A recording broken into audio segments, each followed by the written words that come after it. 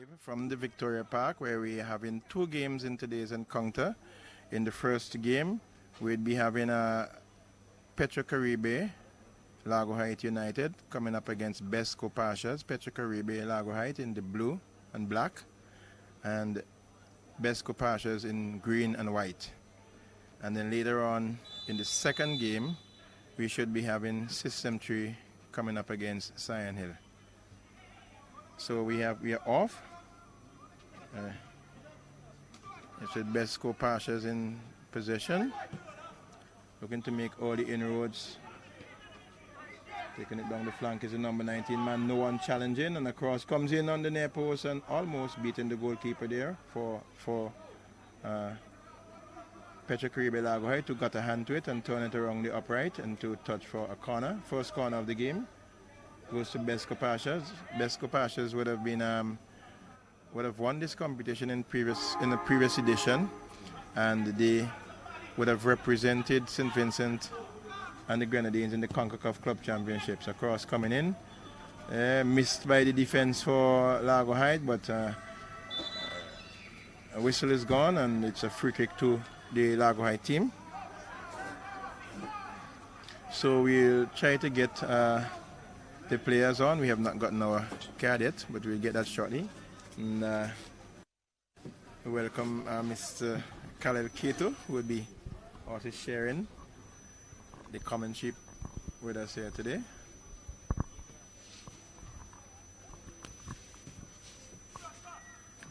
Welcome, Khalil. All right, Andrew, good evening, and let me say good evening as well to those of you who are tuned into this live broadcast of the SVG Football Federation's National Club Championships. Live action here at the Victoria Park, once again, here in the Premier Division.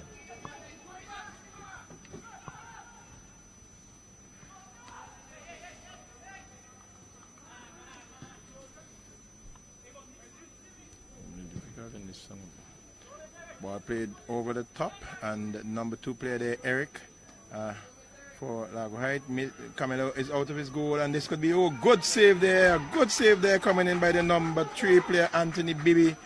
The goalkeeper was wrong there, and the BESCO Pasha player, I'm sure, thought he had a show one there. He started it to get into the back of the net, but the number 3 player there was able to come in, lunging his body forward and blocking that shot from going into his goal. That's number 3 player Anthony Bibi, and the resulting corner came to nothing, and it's a goal kick to Largo Heights. There's a perfect reason as to why defenders should always be following up the play, even though it's not in their immediate vicinity. There's never any telling when the ball can be played in their direction, and they would actually have to have a tremendous impact on the run of play. Foul. Free kick to BESCO Pastures.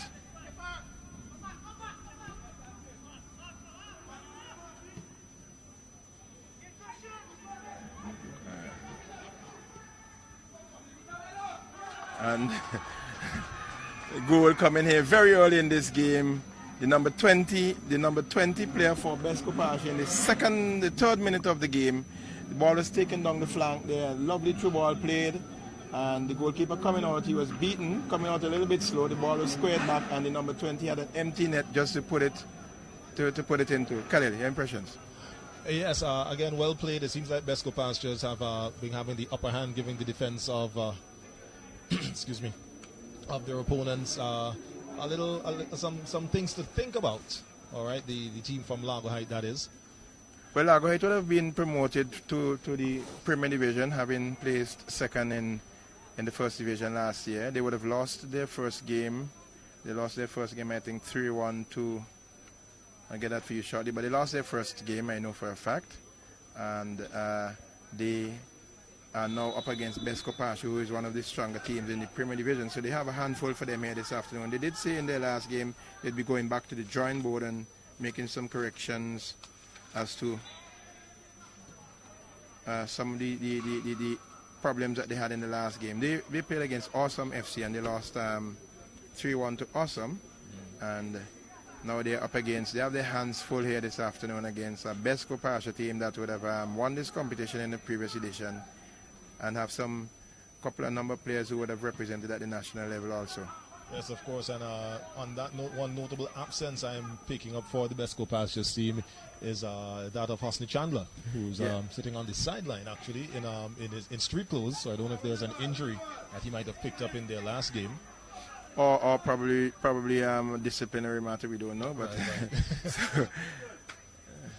You know, he spent a lot of time giving the linesman a lot of work to do in getting into offside positions.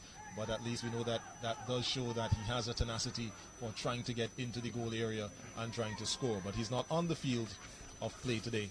So his absence, I guess, isn't missed too much by BESCO Pastures because they've already gone 1-up against LARGO Heights. Yeah, so it's BESCO Pastures playing out from back and playing a very high defense too, because the LARGO Heights team so far have not really pressed them or pushed them. And there goes BESCO Pastures again into the penalty area, shot and goal, nice. Saved there by goalkeeper Samuel. A little bit heavy, goalkeeper Samuel. I know him from earlier times, and would have done some work with him in the Strike Force and the Stingers outfit.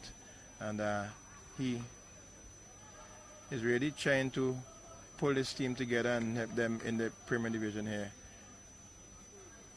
Yes, so and I believe, I can't tell, yes, it does look as though he's wearing the captain's armband again today. I distinctly remember in one of their last games, the game against Awesome. Awesome. Yeah, Yes, he was the right. captain. At the point when the red card was issued to one of his own players, you know, as captain, he I remember that. ran from the goal and came and approached the Awesome bench and, you know, expressed his sympathies and apologies, was very apologetic for the play that ensued. So it does show a character of leadership. Yes, there from I remember. That was the young player who came to the youth program. It was a very nasty tackle, and he subsequently got a red card as a result of that. But LARGO can only learn from these experiences. They have quite a young team, some young players mixed with a few experienced ones who would have represented at various levels. So a high foot there, Java O'Dane connecting, they'll just barely get on the receiving end of that high kick. The referee blows the whistle for a foul. It's going to be a free kick to BESCO Pastures, taken fairly quickly, rather short. Ball played down the wing. The number 19 is trying to set up himself to get in position to cross it. Said he plays a rather medium cross, picked up there by the number 17, the captain. He's looking for the support of the referee. Gets the call just outside of the penalty area. A rather soft call in my estimation. I think he was trying to turn the player there. The referees. And we did comment in a couple of the games about the crossing of all of the teams. They seem to be doing some good wing play, getting down into space, but the crossing is really atrocious, and they would need to do some serious work on that. I was looking at a game today between RB Leipzig and Bayern Munich, and the crossing. It was obvious that these guys really put a lot of work into that, because I saw a goal scored from a cross, right onto the head and into the back of the net. And this is something that we look forward to from our teams. Yeah. And as you mentioned, these international teams, it's also an issue I have with my favorite team, Manchester United. When Aaron Wan-Bissaka, that one touched over the bar there by goalkeeper Samuel, it will be a corner for BESCO Pastures. As I was saying, when Aaron Wan-Bissaka gets moving down the wing and he pretty much runs through like there's no one there, but his crossing is always an issue. Yeah, we see a replay here, 21. That's a nice looping call, and Camilo Samuel is forced to bring all of his experience to the table as he dived and touched it over the crossbar into touch for a corner kick.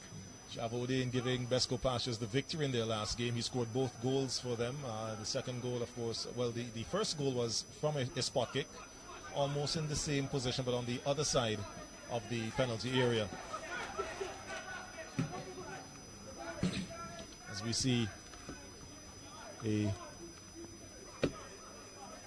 ball played down there to the BESCO Pastures goalkeeper. It is retrieved, thrown out to his number 22. The ball goes into touch for a throw-in. I think it looks like it will be a BESCO Pastures throw.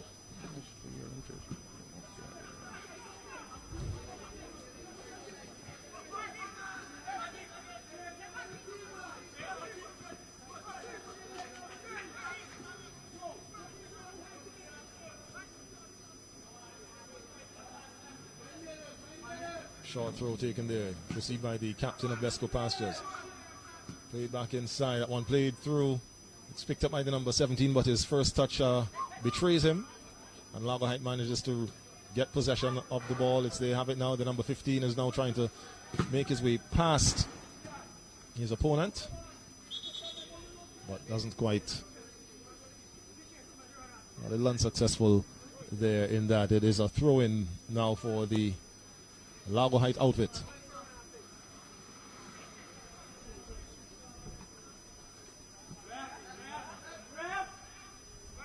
Appeals there for a foul. Falls on deaf ears.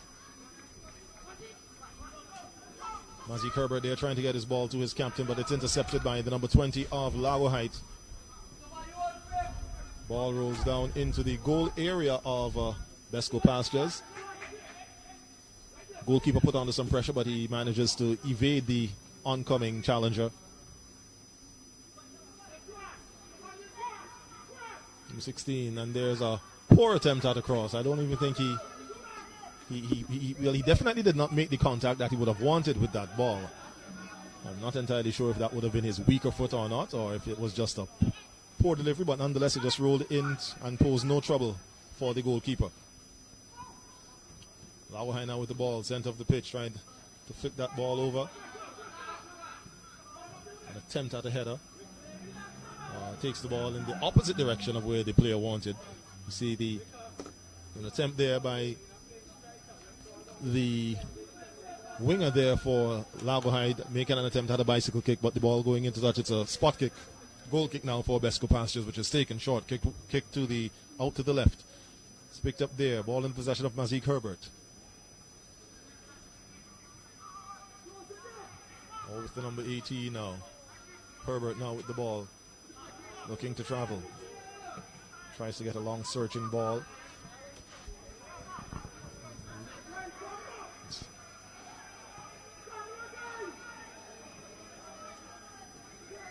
Java Odein there once again wearing that number 21, trying to get the ball inside. But the fullback there for LARGO Heights managing to intercept and kick the ball out of touch. It is a corner for BESCO Pastures. Well, we have seen on a couple of occasions so far, Camilo Samuel have been forced to come off of his line and has been beaten quite easily on at least 2 occasions. And this time he was fortunate that the player for BESCO Pastures could not find the back of that open goal. He would have to organize his defense a little bit better so that he would be able to, stay on his line a little bit more.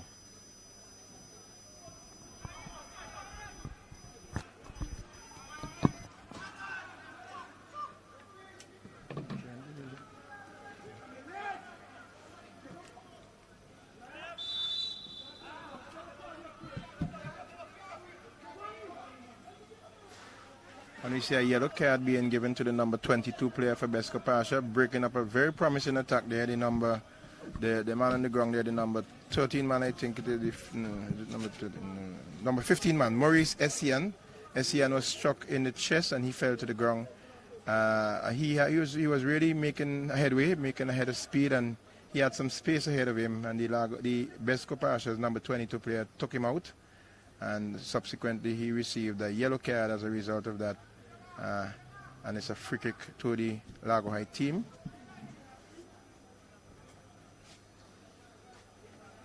It's with the number 20 player there, plays it inside, trying to get one up front, Shema Olivier going, but that one is nodded away by BESCO Pastures into touch, so quickly taken.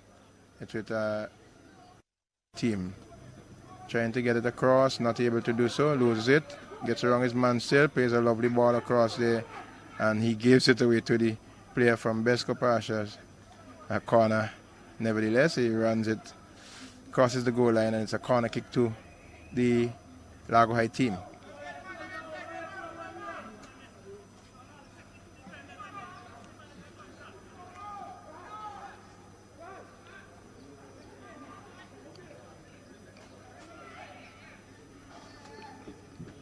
Corner swing coming in, nodded away by the defense. Shama Olivier with a shot, rather tame, cleared by BESCO Pastures. BESCO Pastures coming forward. Trying to hit on the counter. It's the number 17 player there with it. Plays it wide. And good bit of defending there by Anthony Bibi of Largo Height, number 3. Knocking that one into touch for a throw-in to BESCO Pastures.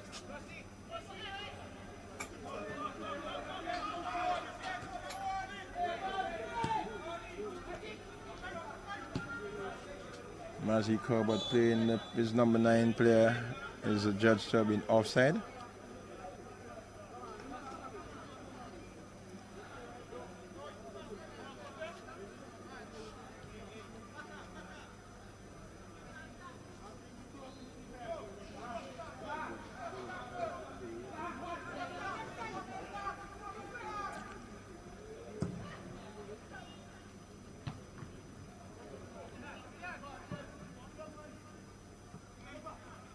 Nicholas Olivier flicking that one over. But he loses it.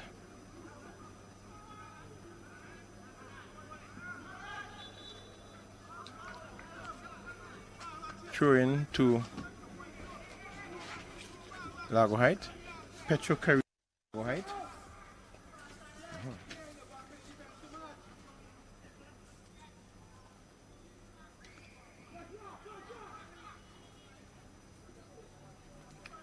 And the ball is with the goalkeeper there for BESCO Pastures, who is Javid Matthews. Kicks it long upfield, but not the way by Largo Height.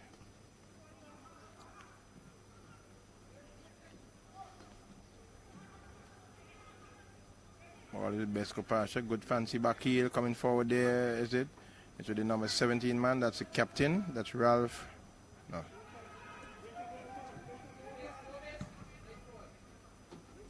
Cleared by the defense. Okay.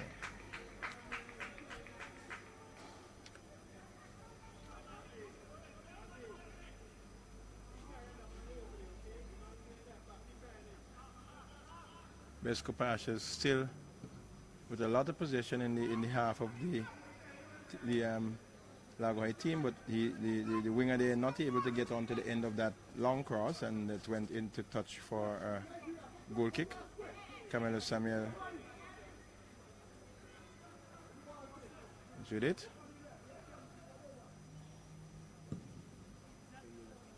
Playing it long downfield. Only as far as Adams for BESCO Pastures. Plays it through for the number 17 man. The captain is with it now. He gets into the penalty area. Trying to cut his man. Gets around his man. Plays it across.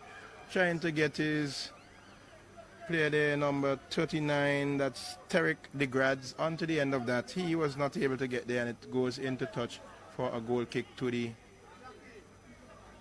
Largo Height team. Largo Height coming with it, trying to turn there, but it's fouled. Free kick to Petro Caribbean Largo Height.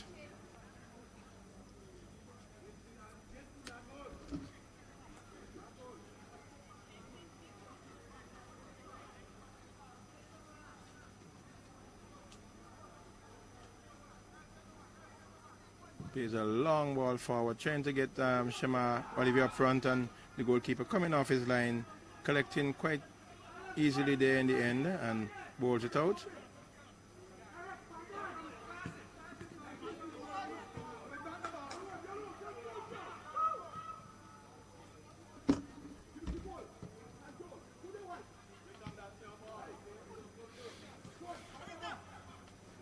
Olivier pays it, trying to play a ball through there. Olivier, Shema Olivier is with it now, trying to get around his man, trying to do something fancy, but loses possession.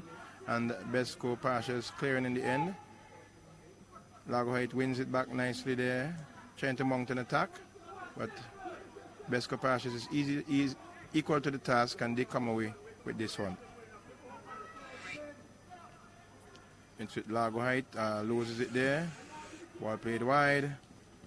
Trying to cut it out, but he stumbles, and it's BESCO Pastures on the attack. Nice ball through there to the captain, but the player gets on, the number 20 player gets on to the end of that, not able to to get a shot off, but he still has possession. Tries to play it inside to give his captain a chance, but cut out by LARGO Heights. LARGO Heights is with it now. Loses it to BESCO Pastures.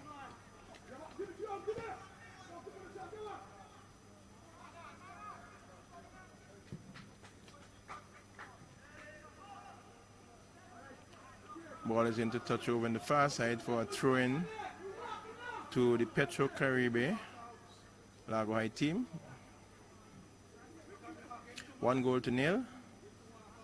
Just about 20 minutes gone in this encounter.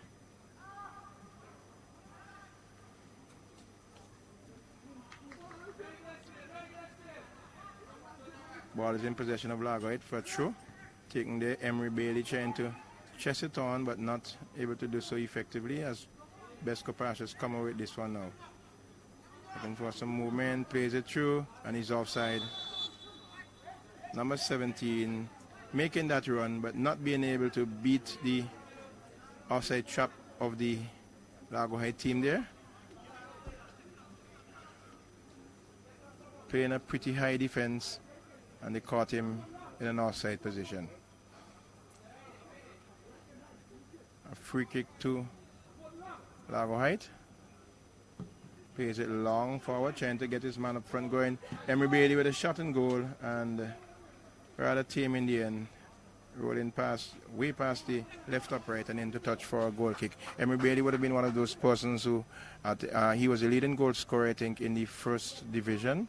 And now he's up at the Premier level. He has not scored yet. I don't think he has scored yet, but I'm sure somewhere along the line we're going to see him putting a bulge in the old onion bag. Shot and goal there. Rather tame shot in the end, and that one rolled aimlessly past the right upright. The goalkeeper was right on spot, and he just shadowed it into touch for a goal kick.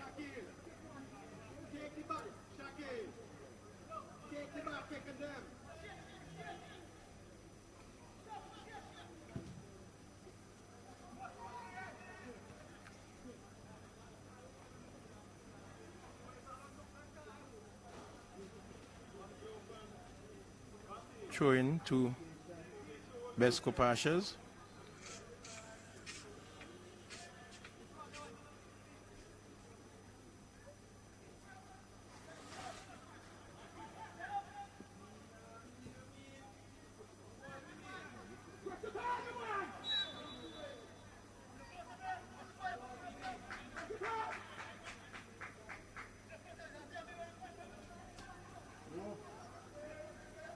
So it's a free kick to the Petro Caribe LARGO Heights team.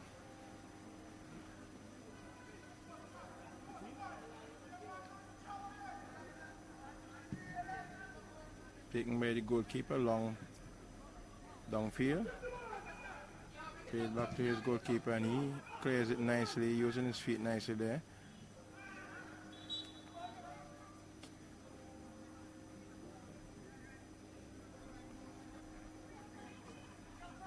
Player getting a slight touch over there on his knee. But you know that these can be very painful at times. But he's up and he's moving off. Free kick to BESCO Pastures, trying to get his number 17, the captain going. Comes inside, trying to get around his man. Plays it back to Odain. Odain loses it to Nicholas Olivier, it looks like there. And it's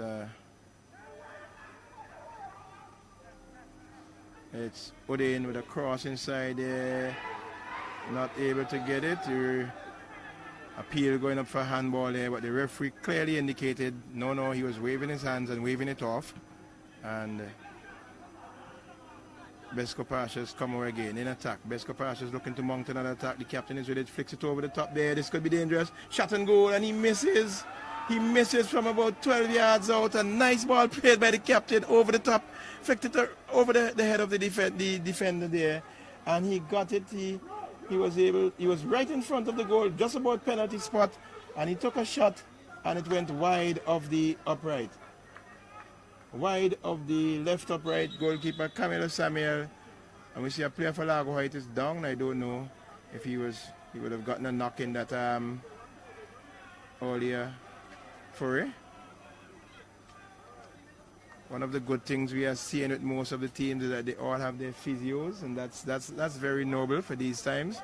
We would have seen in times past when players would have been injured and there was no one around to offer them some medical assistance. Most teams now, I think that is one of the requirements for the club licensing. Teams must have a medical person attached or affiliated to their team, and this is a good way to give some exposure to other persons in the community, the nurses, the first aiders, and so on, to get involved and really try to help in this way. Very good gesture indeed by CONCACAF and the Federation. We see Shama Olivier trying to make a run there, but he gets in there. Shama Olivier is still going, but the goalkeeper in the end coming off his line quite easily, collecting, and bowled it out to his player there who played the ball, giving it away to Largo Height. Largo Height trying to play a true ball, but cut out by the defense for BESCO Pastures. Played across. Trying to get around his man is the number 19 man for BESCO Pastures. That's Wickham. Number 23. Plays across, trying to find Udin. Udin trying to find his Tariq DeGrads, but the ball is into touch. Goal kick to Largo Height.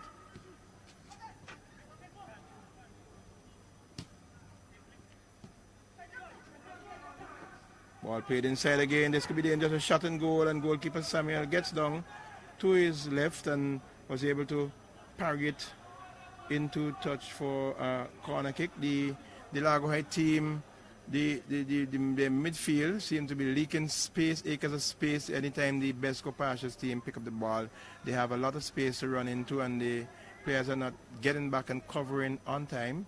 So we have seen quite a number of raids on the Largo Height goal as a result of that. There should have been, the BESCO Pastures, in my estimation, should have been 2 or 3 goals up at this time. They're only 1 up for now. Header on goal, and that's a goal.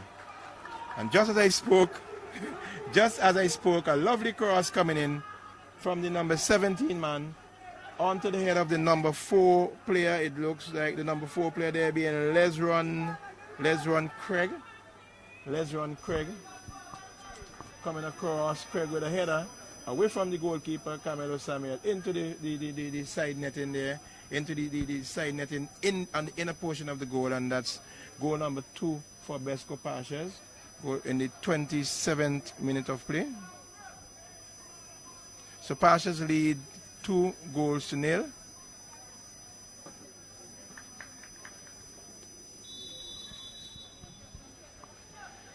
Leroy Craig in the 27th minute, and we had earlier on, we had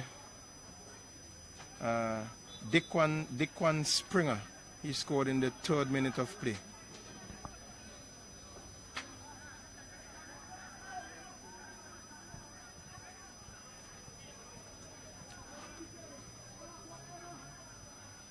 Free kick to Petro Caribe Largo Height.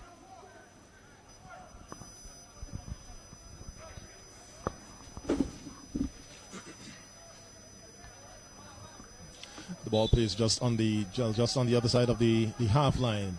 Long searching ball there taken. It's collected there on the head of number 18, Mishak Pear, for BESCO Pastures, who heads that one away and out of trouble. And it gives a corner to the guys from Largo Height. And already looking in the infield, there are more green shirts on the inside there, as we see a fairly acrobatic attempt at another bicycle kick, but that one again goes out of touch. It's a goal kick for BESCO Pastures here this evening. Goal kick taken there. Mishak Pear, long searching ball. Well, a foul is awarded. It looked as though it might have been given in favor of our first goal scorer, Daquan Springer, but it goes against him.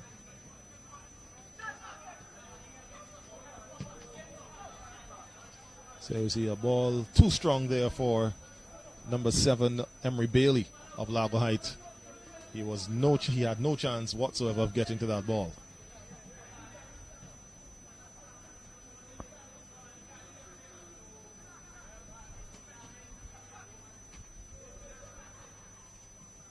see the ball still with Largo Height.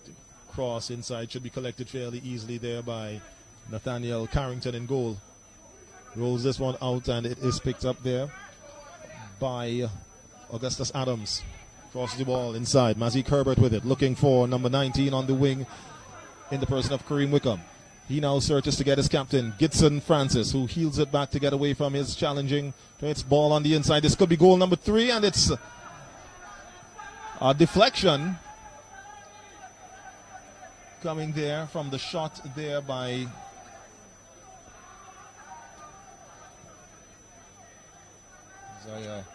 trying to make out what number he's wearing. He's actually wearing number 39. That's Tarek DeGrads. But it deflected and went over the goal.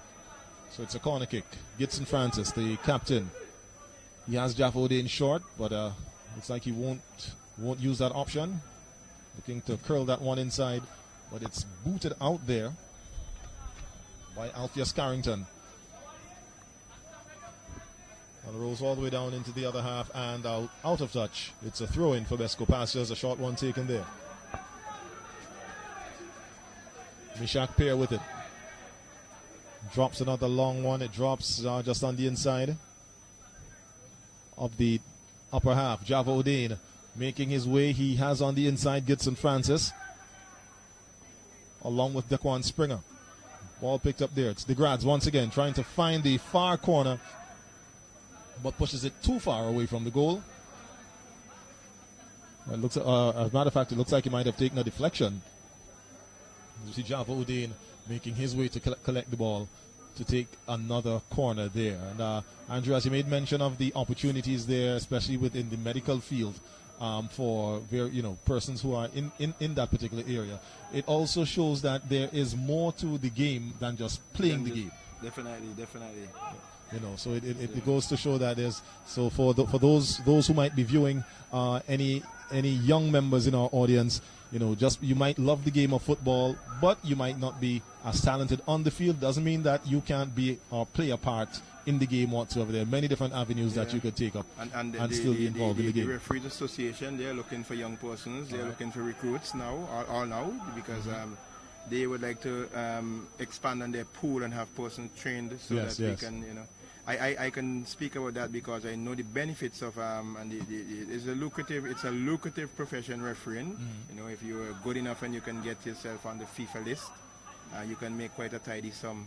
You can make a decent living from it. Of course. So it's Java O'Dane. Not sure if that was a cross or an attempt. I think it was an attempt at goal, but he got too much of the outside of his left foot on it as he switched sides on this one. He's trying to take that one from the right side of the goal. That one just swings wide. So we see the ball picked up there by number 2 of BESCO Pastures.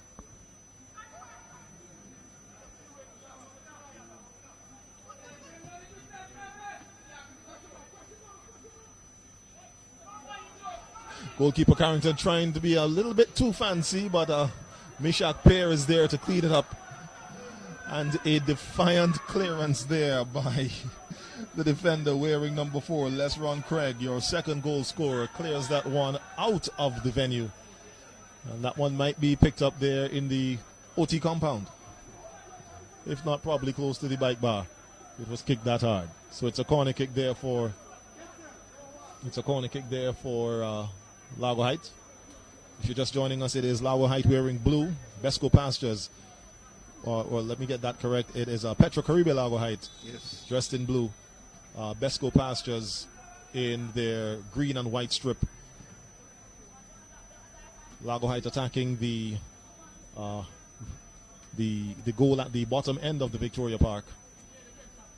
BESCO Pastures, of course, kicking to the what I would term as the stadium end.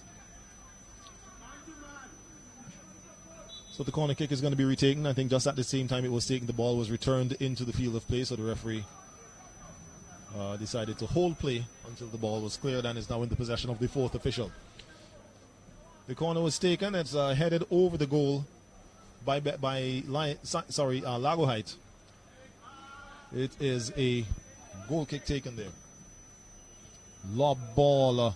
It's going to be chased down there by Java O'Dane, who takes that one off his shoulder. Can he run at the goal? He plays it on the inside for his captain, Gitson Francis. Francis lining up and trying a shot, but again over the goal. A little too much height on that one.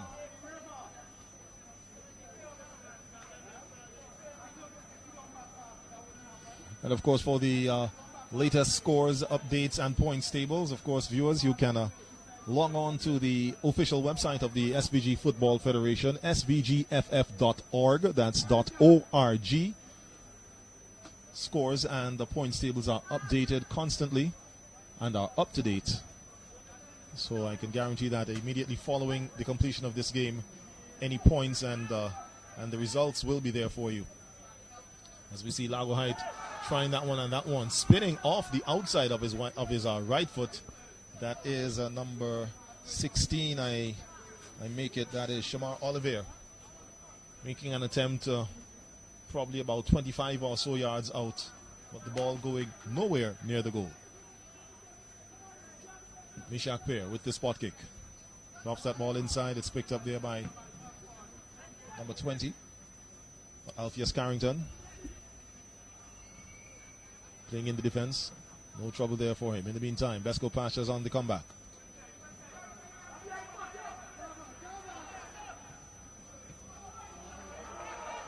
And another goal there scored. Gitson Francis finding the back of the net on that one. I was just checking to see if there might have been because the celebrations look a little bit subdued. As there we see the replay. I make that out to be Lesron Craig making a run down the wing, crossing that ball on the inside, all alone. Well, standing there with the goalkeeper pretty much was Francis, who got the ball on his left foot and curled it past the goalkeeper Samuel and found the back of the net. It's goal number 3 for BESCO Pastures. Gitson Francis, your goal scorer in the 37th minute. Your score here at the Victoria Park: BESCO Pastures 3, Largo Height 0.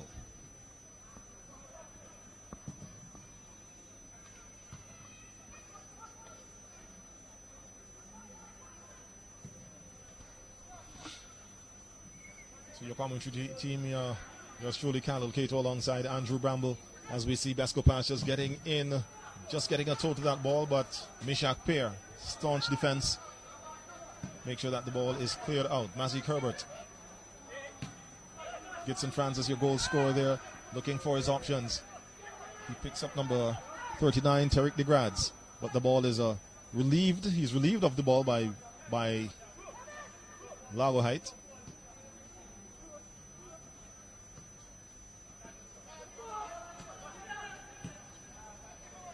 Searching ball is picked up. It's past the number 3 for for Largo Height. Referee calls a foul. Java Udain, the recipient of that one. He's a little slow to get up. Looks like he's still feeling that one, but he's made it to his feet. So on the ball we have Gitson Francis, captain, wearing number 17. Also there is number 22. Augustus Adams. Francis will take this one. An in-swinger crosses that one. It's as though the goalkeeper went punching away, punches that one out of the area. And there's the kick there, but offside is the call on number 2. Eric Lewis, the right back of Largo Height, who was standing just on the half line when the ball was kicked, started his run just a little bit early, ended up getting on the lower side of the defensive line.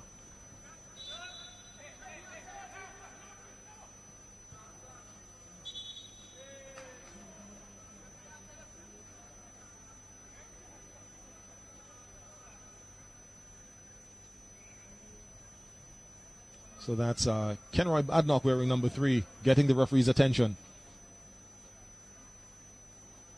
Seeing that he has used up his quota of fouls. I would assume that if he does commit another infringement, he might be seeing a card.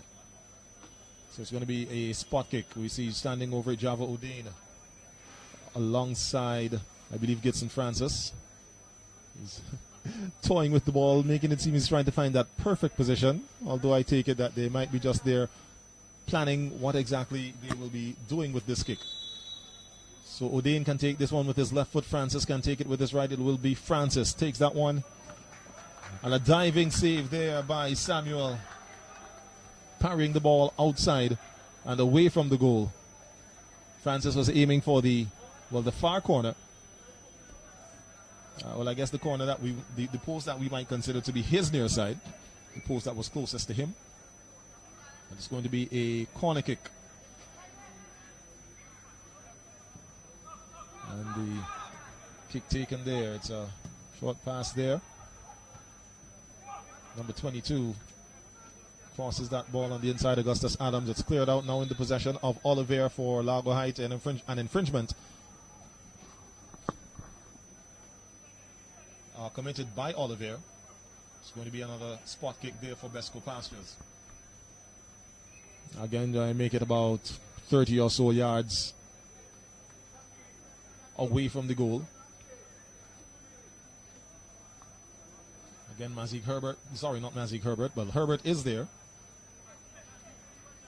But it is again Java O'Dane lining up to whip it in either to whip it with his right or Gitson Francis to get it in with his. Sorry, that's O'Dane with his left. He gets that one straight into the wall, but it's picked up there by Captain Gitson Francis. He gets past the defense, but the goalkeeper made his way out to clear that ball out of danger. And the shot taken there by Mazik Herbert of BESCO Pastures ends up going just wide of the post as we see a player down for Largo Heights. There you see the replay. Goalkeeper Samuel charging in to make sure that the ball did not find the back of the net again. He'll be hard pressed to make sure that the score, that they don't concede any more goals, although we've got just under 4 minutes remaining in regulation time here in the first half of play between BESCO Pastures and Largo Heights and Petro Caribe Largo Heights. The lights are already on here at the Victoria Park. A foul given there. Referee goes into his pocket. It will be a yellow card. That one looks like it's going to be issued to the player wearing number 2, I believe it. That's Jamari Fraser.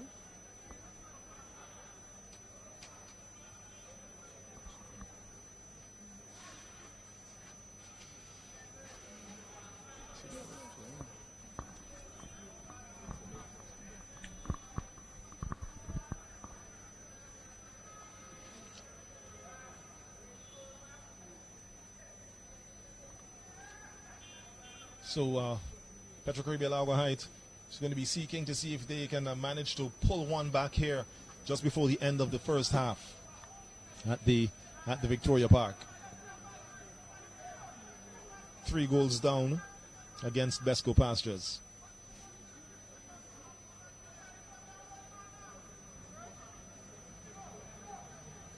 Referee marking the distance that the wall needs to be at, ensures that they are where they need to be. He's satisfied with it. And there is the kick in, but it goes straight wide of the goal and poses no threat whatsoever to BESCO Pastures.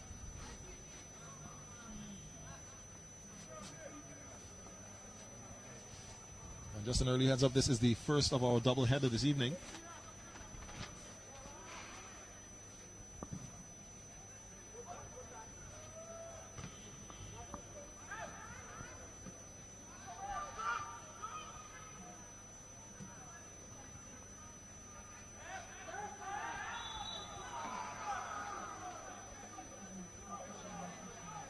Another infringement committed there by BESCO Pastures. It's going to be another free kick for Petro Caribe Largo Heights. This one looks like it will be roughly in just about the same position as the previous one, maybe 5 or so yards closer to the goal.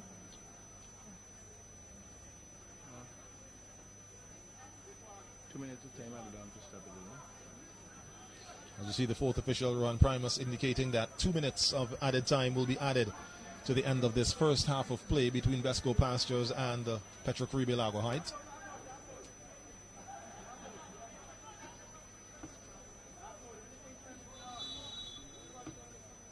Giovanni Johnson whipping that one in, but it is picked up there by Nathaniel Carrington. And a long surging ball trying to find the head or the boot of Daquan Springer.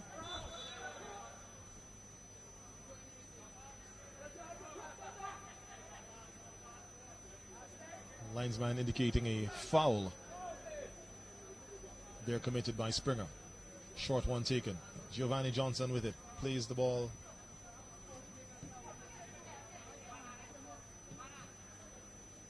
To his player, we see number 22, that's Adams, with the ball trying to find his captain.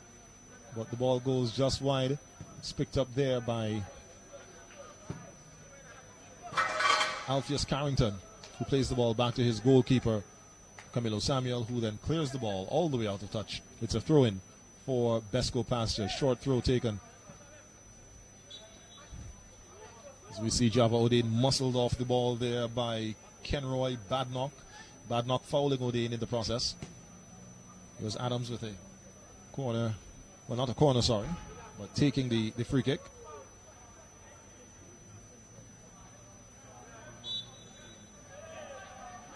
Daquan Springer trying to make his way through two defenders there from Petrocaribe Largo Heights. And having to foul one of them in the process. Adams with the ball there, Gitson Francis, but it's cut out. Olivier there for for Largo Heights.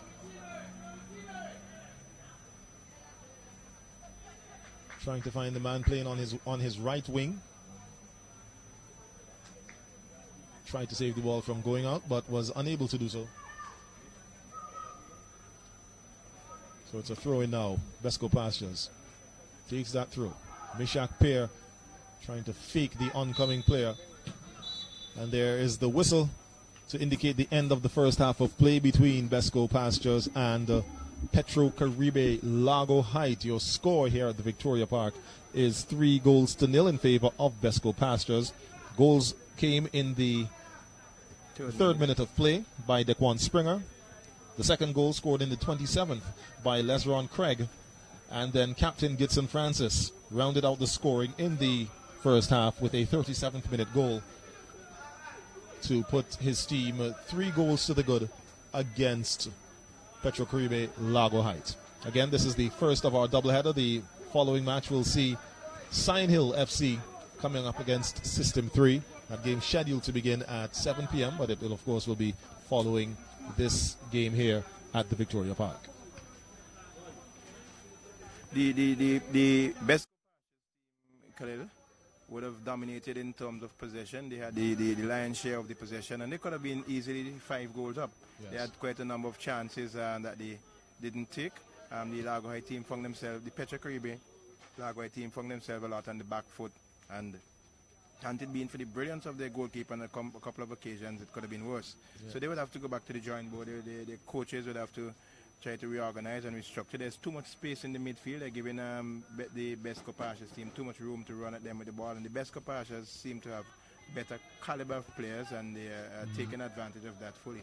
Indeed. And but one thing I think the management or those in charge of the BESCO Pastures team would need to do is to sort of try to rein in their goalkeeper, because I believe he's seen that there are 3 goals up, and there have been several occasions where he has kind of nonchalantly gone for the ball while there was an opposing player in the area. A couple times he actually lost possession because he was taken away, but unfortunately the play was not able. The play didn't develop into goals for the Largo Heights team, and I think he needs to bear in mind that even though, as you said, they may have a better caliber of players, that it takes just one mistake. It takes just one mistake, and one goal to change the entire flow of the game. Yeah.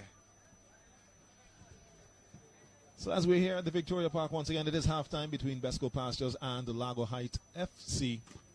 Khalil Cato along with Andrew Bramble here. Your score 3-0, as we'll be back with the second half of play here this evening.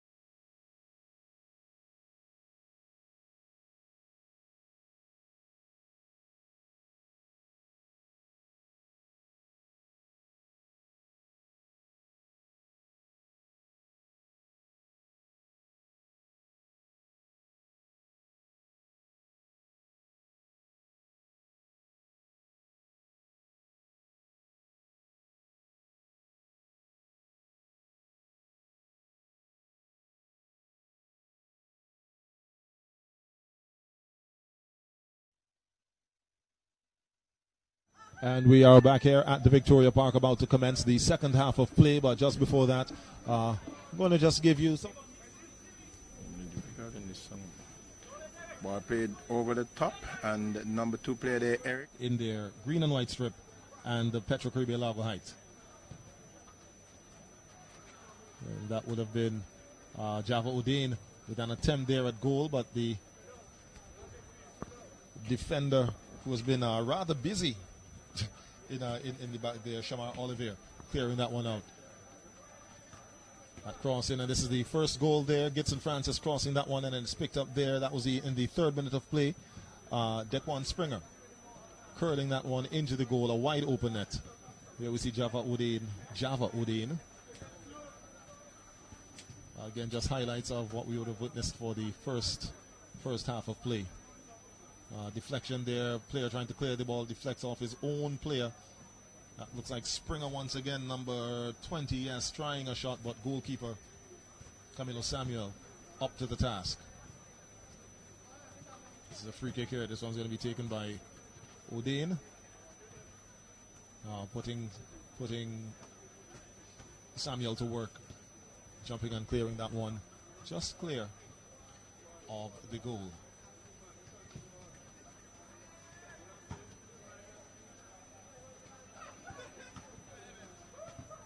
Few times that Petro Caribbean Largo Heights might have had a chance to trouble the scorer's table, but that shot going well wide of the goal. Here we see Olivier trying to clear that one out. It's picked up. That's Mazik Herbert. He's going to play that one in there to Springer. Springer plays it over. Gitson Francis flips it back in, and this is going to be goal. No, that was the shot that was kicked just wide. That was Springer once again. So he had 3 clear chances to get into the back of the net. He buried one. Gitson Francis playing that one through Springer once again. There to try a shot. Again, the goalkeeper Samuel up to the task.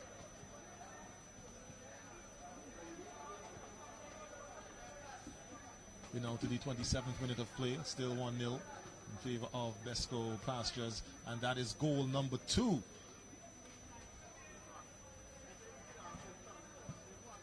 And the person of Lesron Craig rising above his the defender next to him and heading that one far and away from the goalkeeper Samuel. 2-0 to BESCO Pastures. A corner kick here for Petro Caribbean Largo Heights. Giovanni Johnson whipping that one in. An attempt at a bicycle kick, but poor contact being made.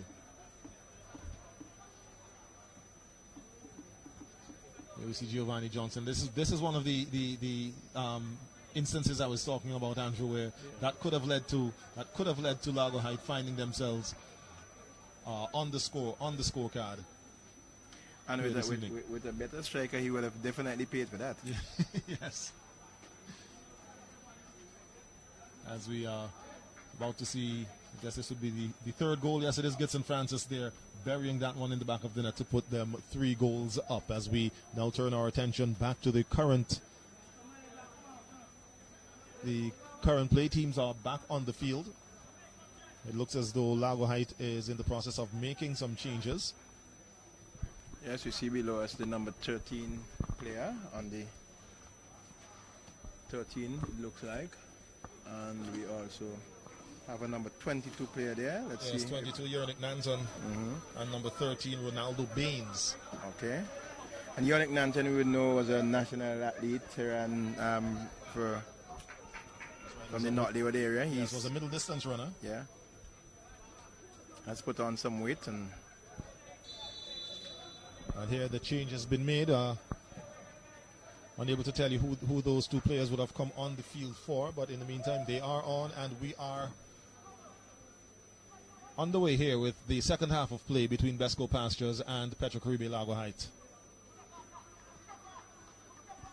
As the 4th official is now adjusting his signboard, so we'll be able to tell you who these players would have come on for.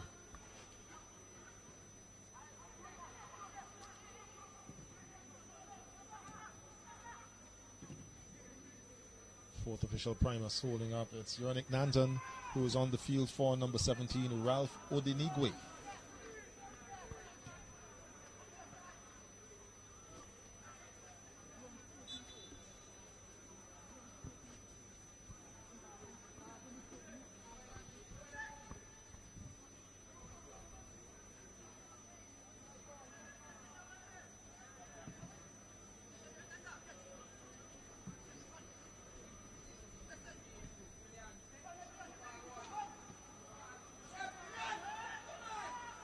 Correction there, the player that would have gone on there, it is Nicholas Oliver, number 6, and he is on for number 13.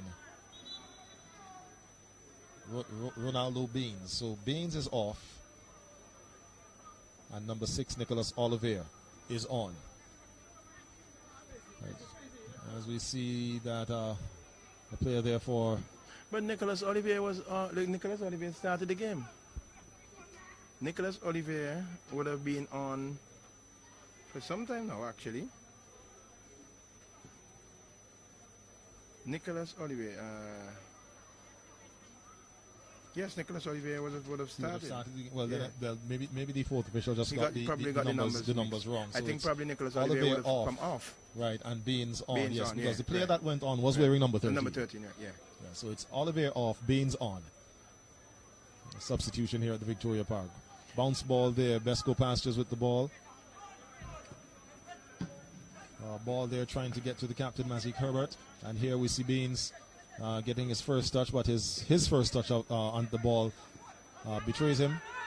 Mazik Herbert now with the ball, dribbling in between the 2 or 3 players there from Besco Pastures. Now we have running down the wing, number 19, Kareem Wickham. Will he get the better of his? Gets the ball passed and whips that one in. Gitson Francis just allowing the ball to roll past him because he knows that he is in would have been in an offside position had he tried to make an attempt to play at the ball.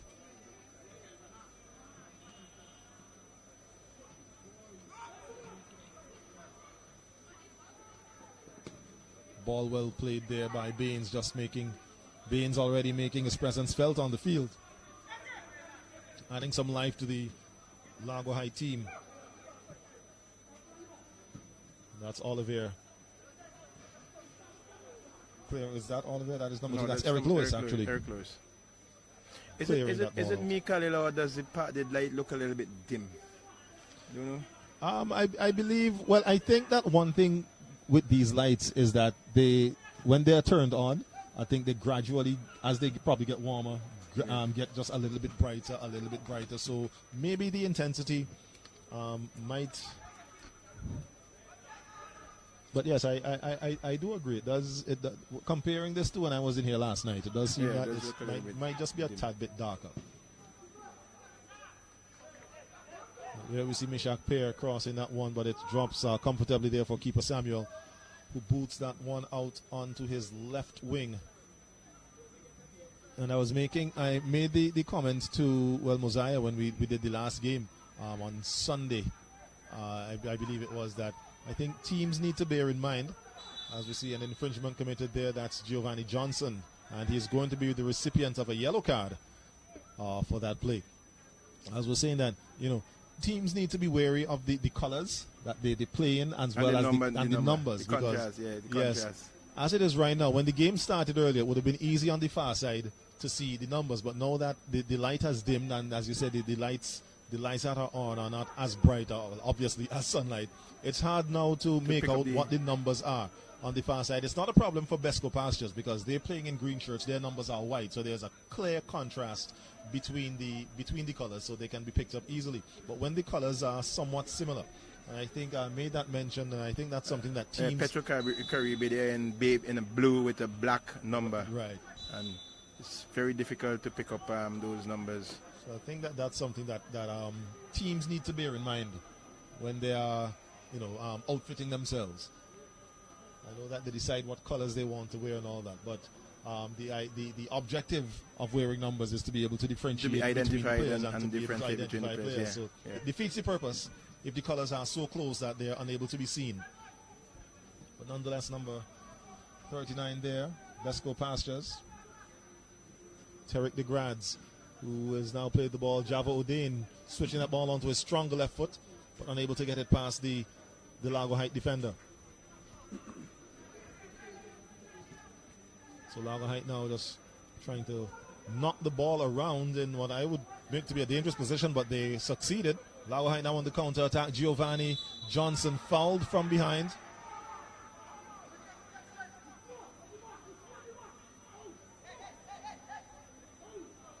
I would have thought that that uproar would have come from the Largo Height players probably expecting the referee to issue a card, but that the thought ran into my mind because a while ago a similar offense occurred on the defensive end for Largo Heights and the player received a card. Right. Identical foul.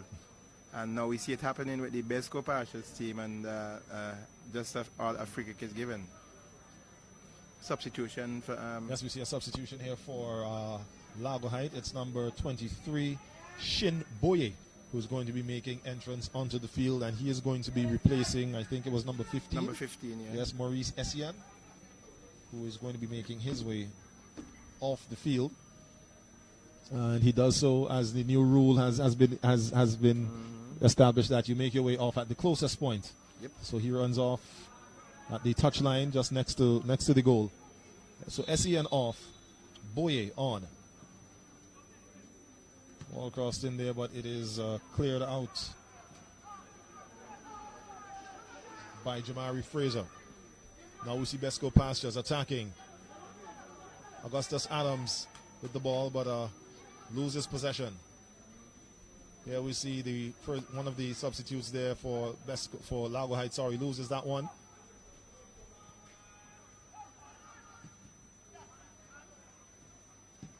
And he's now picked it up, plays the ball up, but it's played back to the defense. Yannick Nanton getting around and getting his foot to that one. Ball played up the side. 23, a player who just made his way onto the field, but is fouled from the back there. But 23 on 23. Mazik Herbert, who's going to receive a yellow card for his tackle there on Shin Boye. It's going to be a free kick now for Petro Caribe Largo Heights. We see Giovanni Johnson in his orange shoes making his way across. And something must have been said to the Largo Heights team at the halftime break, because they have come out with a sense of purpose now. Indeed, and they have made several forays and raids on the BESCO Pastures defense. Yes, and I think a lot when we saw that, especially with the entrance into the game there of Baines, yeah. And Baines, as we see, is now standing just on in the midst of the defensive line. Kick there, boy. Ball kicked in. It's a high ball in the air. Ball still in the air. Infringement committed there by Johnson against that looks like Mazik Herbert. Yes, number 23, who gets up. Short kick taken. Traveling down the field there now, we see Kareem Wickham gets the ball inside. It's on with number 20, and number 20, that's right, it is goal number 2 there for Dequan Springer. Once again finding the back of the net. So we see Wickham making a run down the wing, plays the ball, it gets right around the number 3 there. That's Kenroy Badnock, who was unable to, he got his angle all wrong. And then the ball was picked up there by Dequan Springer, who was able to get the ball, travel into the box, and get it past the outstretched arm of Camilo Samuel. And he did compose himself quite well there and put that past Samuel. I think Samuel could have done better. He came out and his angling was left a little bit to be desired, but he was beaten. Good finish nevertheless, composed, and just put it into the back of the net. So the score here at the Victoria Park, we have BESCO Pastures leading Petro Caribe Largo Heights 4-0. The last goal scored there by Dequan Springer.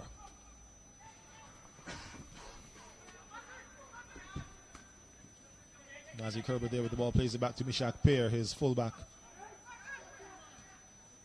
Yerdik Nanton.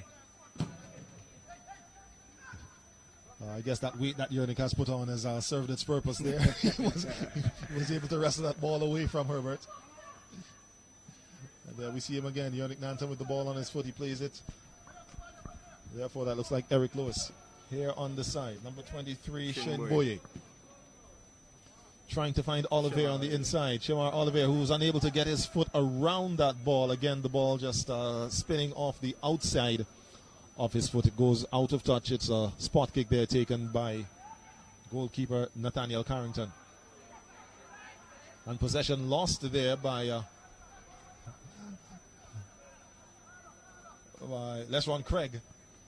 That was picked up by Well, he made an attempt to kick the ball out, but instead it went out for a corner under the pressure of Giovanni Johnson. It's Johnson there with the corner kick, a long looping ball.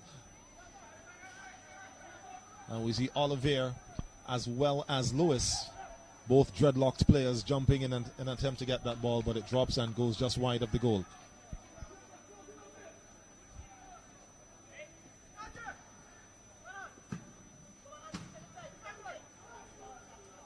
It's going to be a throw-in. BESCO Pastures.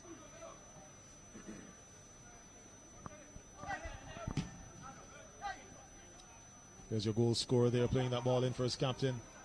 And, well, I'm making an attempt to play the ball for his captain, Gibson Francis. But Kenroy Badnock up to the task and was able to get in position to hook his right leg around it and kick it out to touch. It's a throw-in. BESCO Pastures. And this BESCO Pastures team, Khalil, the remnants would have come from Pastures, the Pastures team that we know from Kingston, that would have plied their trade with the Triminghams of Murray Village. Right. I think they one of the sons, Bodie we call him. Bodie, yes. You know, he's still in charge of this team, and they would have merged with a team from Barley called BESCO. So okay. it then became BESCO Pastures, and as a result of that, we have quite a number of persons from Barley and the outskirts representing the Pastures outfit, which was originally a Kingston outfit. Right, which now makes sense to me in terms of when I was first aware of the team before I got fully involved with football. I was always under the impression that BESCO Pastures came from the Barley area. Right, so there was a merge. Now I understand. So you see the referee just issuing some instructions there to Mazik Herbert, who's about to take this free kick. He takes it short, plays it to goal scorer Dequan Springer. Knocks it back to him, but now the ball is in the possession of Largo Height. That's Shinboye. He's trying to shake off the pressure of Jamari Fraser. Boy is still with the ball. Nanton lining up, aiming, and getting his foot a little too much under that ball. Looked more like a defender there than an attacker. Was able to get that one high over the bar. Had it been rugby, he would have been in business.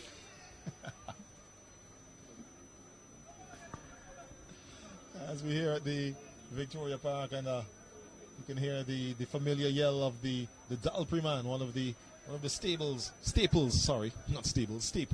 that you hear, has become could be considered somewhat of a character around Kingston. Once you hear that pre-here call, you know that there's a chance for you to grab something to eat. As we see that free kick there taken by BESCO Pastures. Gibson Francis plays that one down to your goal scorer of the second goal there, Dequan Springer, still with it, tries to get that one, a poor shot. I think he would have had time, Andrew, if he wanted to probably play that ball into the far corner, which is where it needed to be. I think he just threw his foot at it, threw his leg at it. And that is one of the things I've observed since it started the competition, the composure of our strikers in front of goal, our players in front of goal, seems that anytime they get inside of that 18-yard, the penalty area, they seem to be pressing the panic buttons, Yes. There's no composure in finishing, and that is something the coaches have to observe and work at.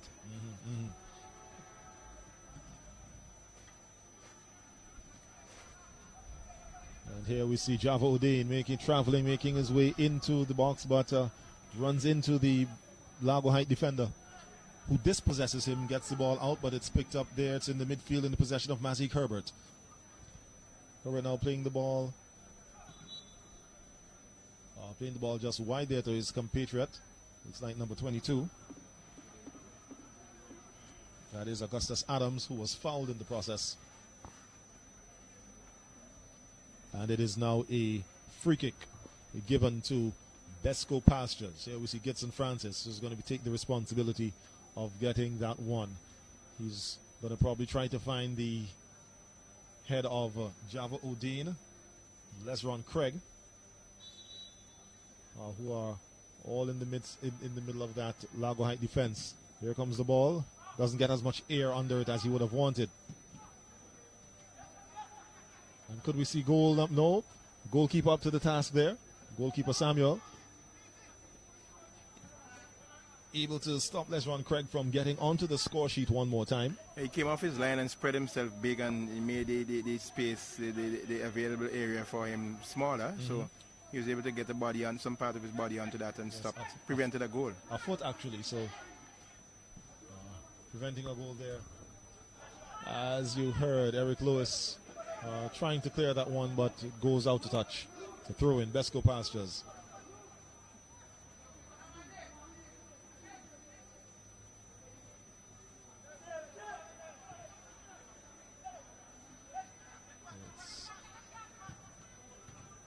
Shot taken there from Robinson, sorry, not Robinson, from Springer. Trying to see if he can get himself a hat trick here this evening. We would have already had one in the first game of the tournament. We had Hendrickson from Leyu. Hendrickson would have scored a hat trick from Leyu, and he's trying to emulate and put his hand up and let his name be counted. As here we see Jamari Fraser skillful in getting by the number 11 there for, that is Nyron Bennett there for Largo Height. But unable to make a fruitful benefit from that shot. Looks like it's going to be, is it a corner kick? Yes, I think it's a corner kick there for BESCO Pastures. For BESCO Pastures. It's going to be taken. Gibson Francis, the captain of this team, wearing number 17, the orange armband, raises his hands in to signal that he's picked up a signal that was given from the inside, but a foul committed there by BESCO Pastures. It's going to be a free kick for Petrocaribe Largo Height. Going to be taken just inside the box. Samuel plays this one out to his right back, Kenroy Badnock. Holds his head up and tries to get that one into his midfield, but it's picked up there by Jamari Fraser of BESCO Pastures. It's a throw. Throw in for Pastures. Plays that one back. Mishak Pierre is going to get that one and drop it on the inside. Trying to find the head of Tarek DeGrads. Unable to do so. Now it's a foot race on the outside. There we see Giovanni Johnson working to get around number 22, Augustus Adams, who succeeds in running him out of touch. But Adams being the last person to touch the ball. It's a corner to be given there to Largo Height. Johnson again going to whip this one in. Gets it in, and I'm not sure if that did score. Yes, it does. It is a goal. Yes, it is. Right into the side net. Good play there. We can look at the replay now. Yes, there's Johnson, Giovanni Johnson lining up, arms raised, whips that ball in. That was a nice header. And a nice header indeed. Still trying to pick up who the goal scorer was. I think was it the man in the green shoes? There. It looks like yes. It looked like Emery Bailey. Emery Bailey. All right. Emery Bailey. So Emery Bailey pulling back a goal there, number 7.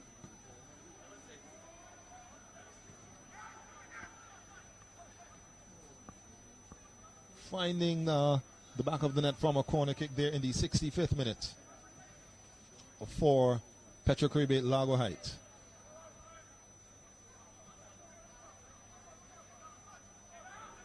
So your score here at the Victoria Park right now, BESCO Pastures 4, Petrocaribe Largo Height 1. As we see, this could be goal number 5.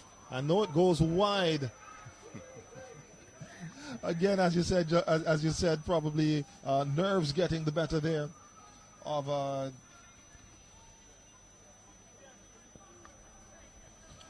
the attacker there for BESCO Pastures.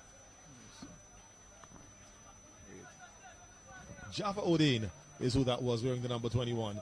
Got that ball on his stronger left foot, but pulled it too much to the right, and it went wide of the goal. So here we see BESCO Pastures knocking the ball around. Mishak Pierre getting that ball over to Augustus Adams. Adams putting the ball down. It is Jaffa Odin, picks it up on the just right of the box.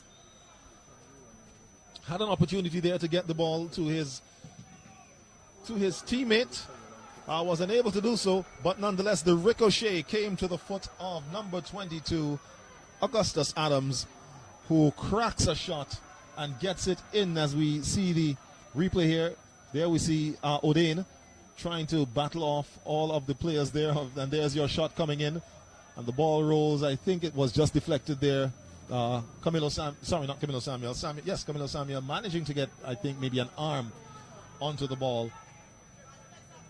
But the arm was not enough to deflect the ball. So Java O'Dane takes the score now to 5-1 in favor of BESCO Pastures.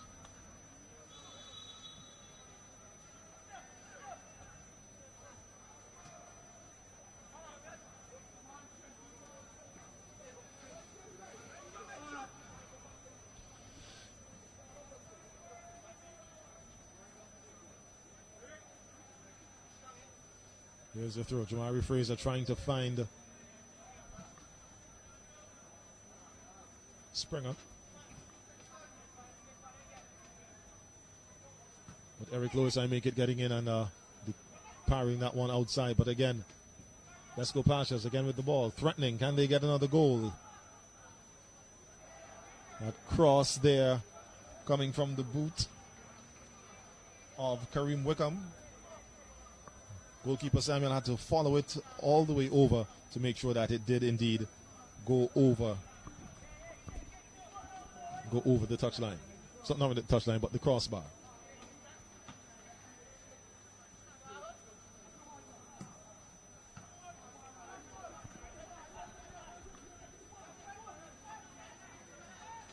Tarek DeGrad's in possession of the ball. That's that one wide, and here we see O'Dane once again trying to get that one in. It's picked up there and goal. No, there's no goal. Once again, another easy opportunity there for Dequan Springer. Sitter. And how did he miss there? It was easier to score than to miss. Yes, it was. I believe that now would have made it. If Springer would have scored all the chances that he had, he would have been up to about 4 or 5 by now. Yeah, definitely. Substitution. As we see a substitution to be made here by Emery Bailey, number 7 there for. No, not Sign. I keep saying Sign. Petro Caribe Largo Height is going to make his way off. Looks as though he is hurt. He's going to be replaced by number 14, Alfonso Julian, who comes into the game. So the goal scorer there for Largo Height is substituted. He goes out. He's replaced by Alfonso Julian. And as we see down at the far end, another player that looks like Badnock is making his way off to try to receive some attention there from the medical personnel.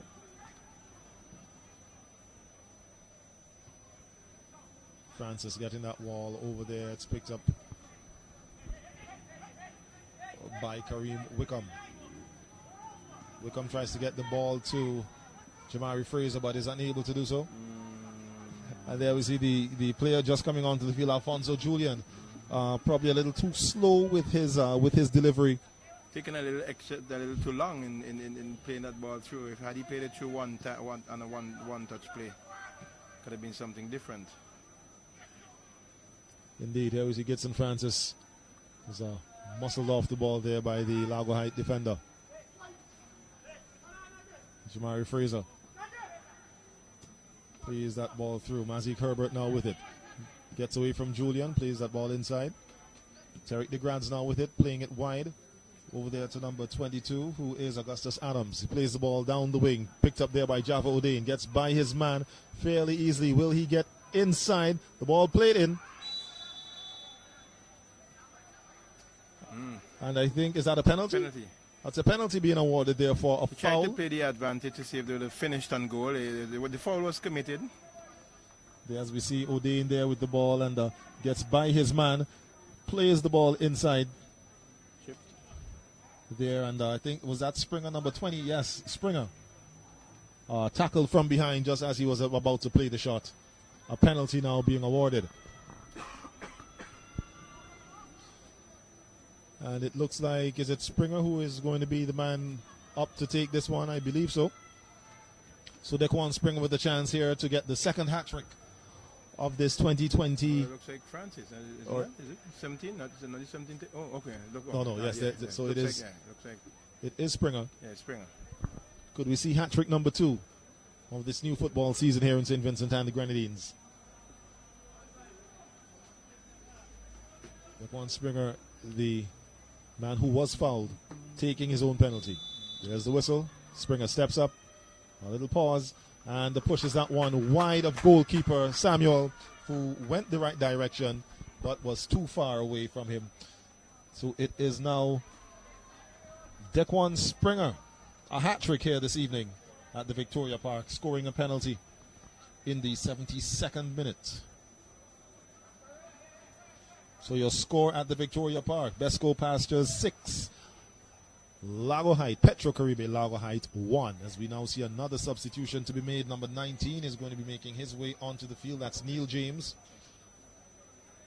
And he's going to be Anthony Bibi, number 4.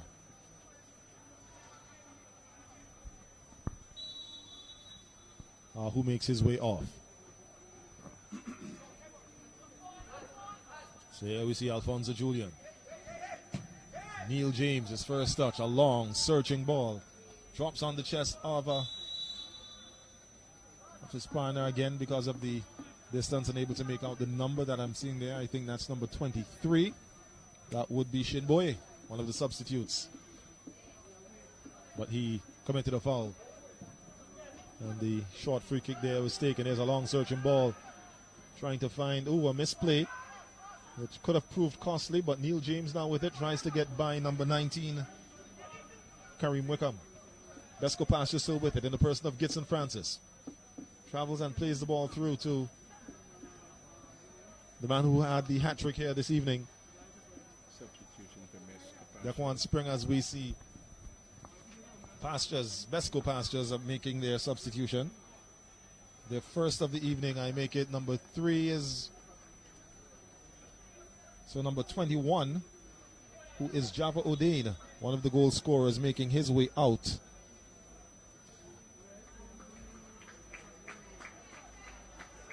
And we have a player number 3 who I don't have a name or a number on this list here. Here this evening. But nonetheless, the substitution made. It's 3 in for 21.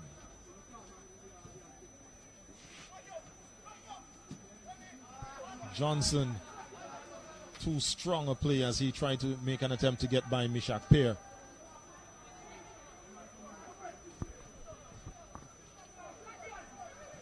And here we see another substitution. Gadbert Boyce, wearing number 16. Is coming onto the is going to be coming onto the field as we wait to see what number he will be replacing. In the meantime, Tarek DeGrands with the ball there for BESCO Pastures. A long search and one. Trying to find the number 3 who just came onto the field. The ball is picked up there. Could number 3 find the back of the goal? And yes, he does. His first touch of the ball onto the field. Picks up a pass there from DeGrands. Makes his way down the right wing. And is able, as here we see that first touch, a beautiful touch there. Controlling the ball. Getting the ball past the goalkeeper as he made his way out. We now have 7 goals to the good here for BESCO Pastures. And we don't have the name of the goal scorer. Yes, unfortunately, we don't have the name of the goal scorer. As we see, it looks like number 22 for BESCO Pastures is going to be coming out of the game. That's Augustus Adams. Number 16 got the boys in. And then another substitution as well. Well, several substitutions now being made for BESCO Pastures. 20 is out. Dequan Springer. So Dequan Springer is making his way out. Your hat-trick scorer here this evening. He's going to be replaced. Number 6 is in. And he's going to be replaced by Andre Robinson, number 11. We have Delano McDonald. Yeah, he's in. Number 6, who is now making his way in.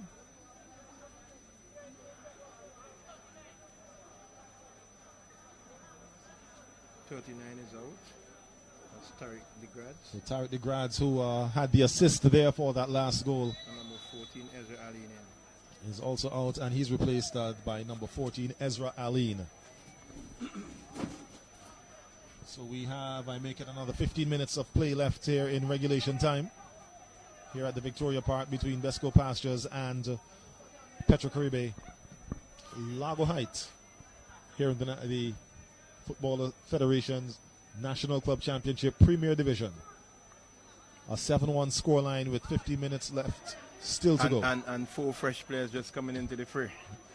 So Indeed. Largo Height could be in for a rude awakening here tonight. Yes, indeed. In the meantime, we've got a throw in there for BESCO Pastures, sorry, Largo Height. Well, sorry, it is a throw for Pastures.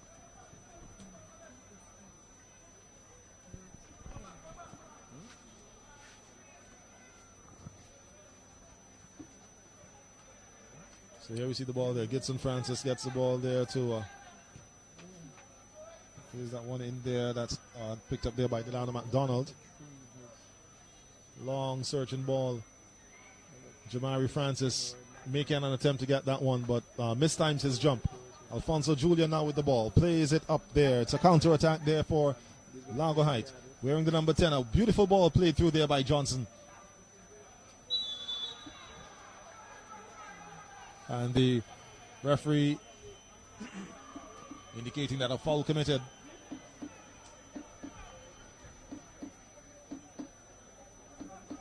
On BESCO Pastures, the BESCO Pastures player. That's Lesron Craig.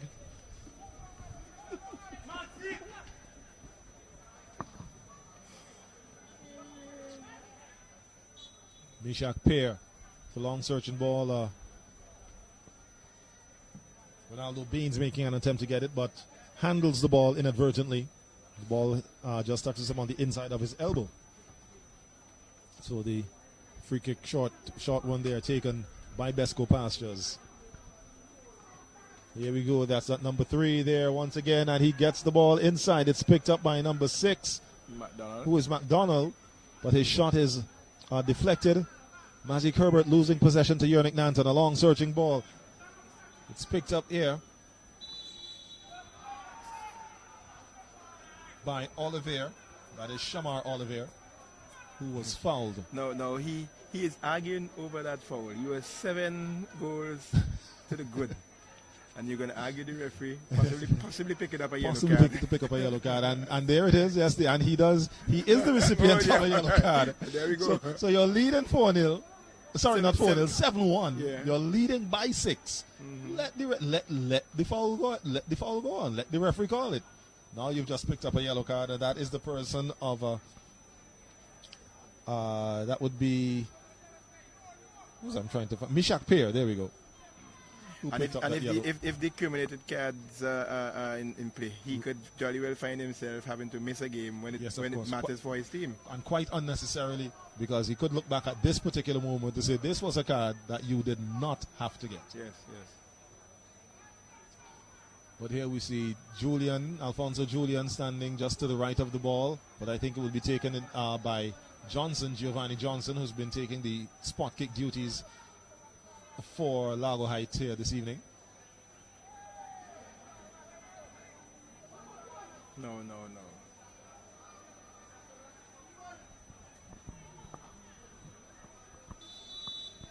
So it's going to be Johnson indeed. Referee saying he might have seen either a move or an infringement just before the ball. I think somebody moved before the ball was played.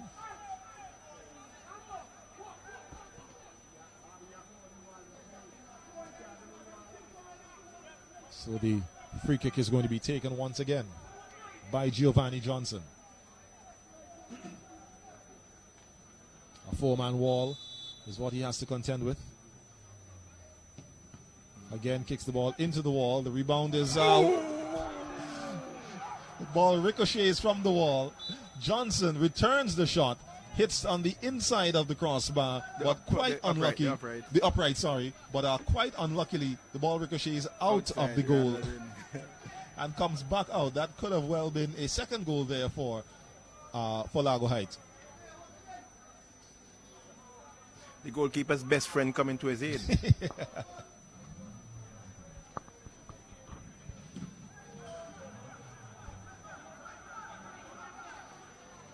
So here we see the players arguing as to who should get that throw, but the linesman indicates that it is a throw for Largo Heights. Johnson with it.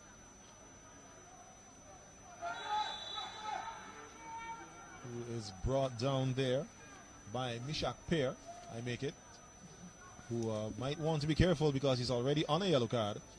That was a very strong tackle, as we see Johnson is still down, feeling the effects of that tackle there by Pear.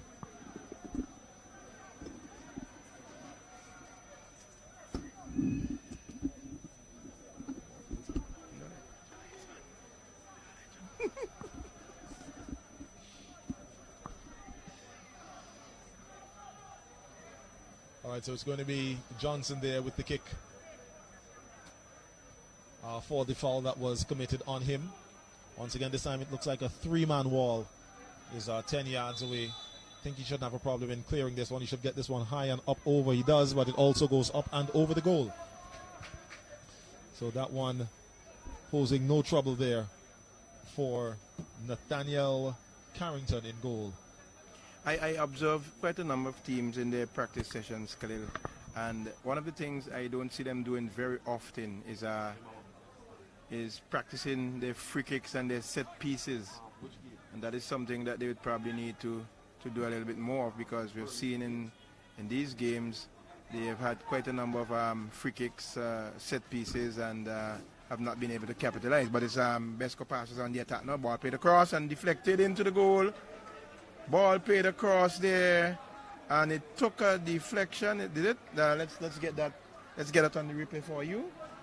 It looks like Delano McDonald, number 11, playing it wide for his the number 3 player there, who played it across the goal, and the McDonald is a number 11 player actually, getting a boot onto the end of that, and it looks like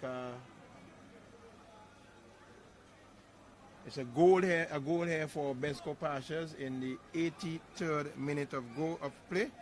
The goal scorer there being the substitute who would have come on.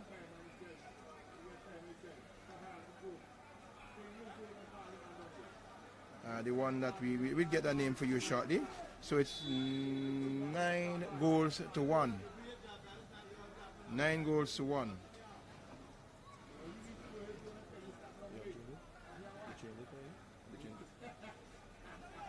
8 goals to 1, sorry, in favor of BESCO Pastures.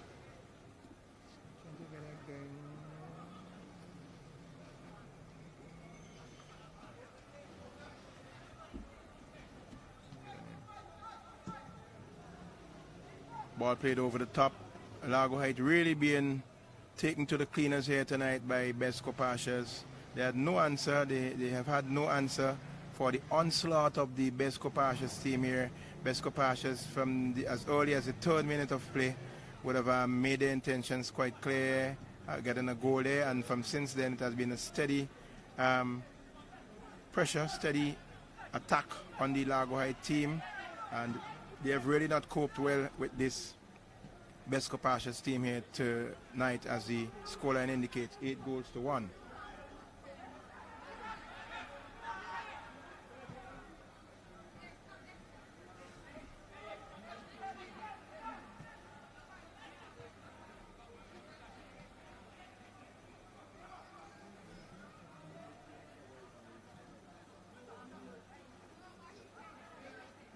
Still with BESCO Pastures, plays a long ball across, trying to get his number 6 man, Delano McDonald, going, but he's offside. He's the judge for being in an offside position. And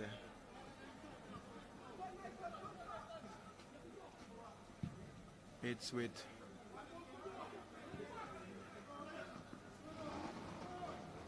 the Largo High team now trying to get around his man. And he's fouled. It's a free kick just on the edge of the 18,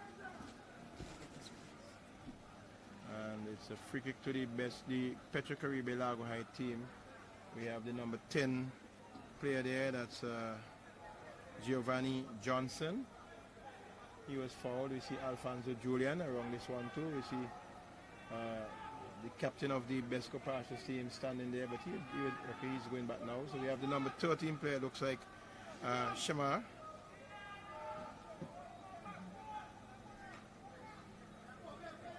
Badnock. It looks like Badnock behind this one now, the number 13 player who we have on our card as Badnock. And Alfonso Julian around it. We have a 3-man wall. Let's see what would come of this. Plays it across field. Header by the defender there for headed out into touch, and it's a goal kick for to the BESCO Pastures team. They're leading this encounter 8-1.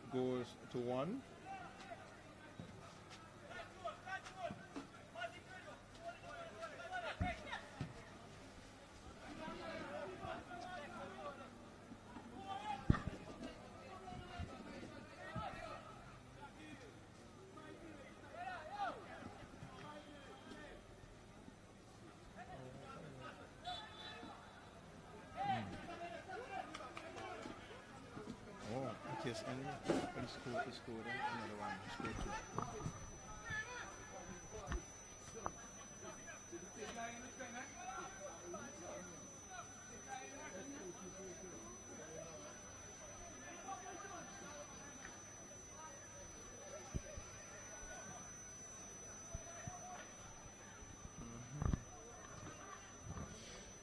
We have 3 minutes of regulation time left here in this game. We'll await the fourth official to see how much stoppage time he would indicate is to be played. But nonetheless, I think as it relates to the points spread and the point share in this game, all 3 points are going to be awarded to BESCO Pastures. As we see Enville now making a challenge, well, sorry, not making a challenge, but making a run at Eric Lewis. Manages to shield him off. And to get him away. So your score 8-1 in favor of BESCO Pastures here this evening at the Victoria Park. As we see the teams of Sion Hill and System 3 warming up at the back of the bottom goal. Which you can just got a glimpse of there on your screens. So that's Lewis trying to clear the ball, but unfortunately Baines got in the way. Delano McDonald making an attempt to get around his man, that is number 19, Neil James, but James up to the task with a sliding attempt, kicks that ball out of touch. The fourth official now, Primus, is now holding up the signboard, indicates 1 minute. So we have 1 minute of added time to be played here at the end of this game between BESCO Pastures and Largo Height. Number 18 that is number 18, and if memory serves me correctly, that would be his second yellow, Andrew, and yes, that is a red card there issued. That's the very same thing we said earlier on. He took a yellow card for arguing with the referee earlier on for an unnecessary arguing with the referee. Yes, unnecessary arguing, yes. Yes, because he could have allowed that free kick to go, and our words came to fruition. Now he picked up a second yellow card when it mattered for his team, and now he's out of the game. So that's Mishak Pear, who is out. Well, I don't know if it matters for his team, at least in this particular game, because they already, they have the points in this. But yes, I would assume that he would have to miss their next game. Yes, he would definitely miss their next game. And he was fairly staunch in that defense. So it seems as though, well, it's evident that Mishak Pear will have to miss his second game.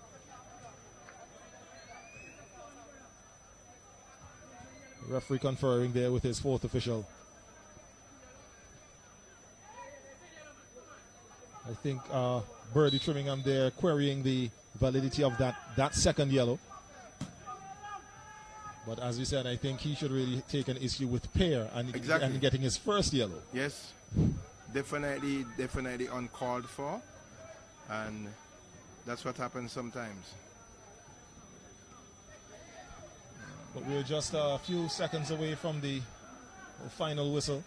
A foul committed there. It's going to be a free kick for Largo Heights. It was committed against Giovanni Johnson.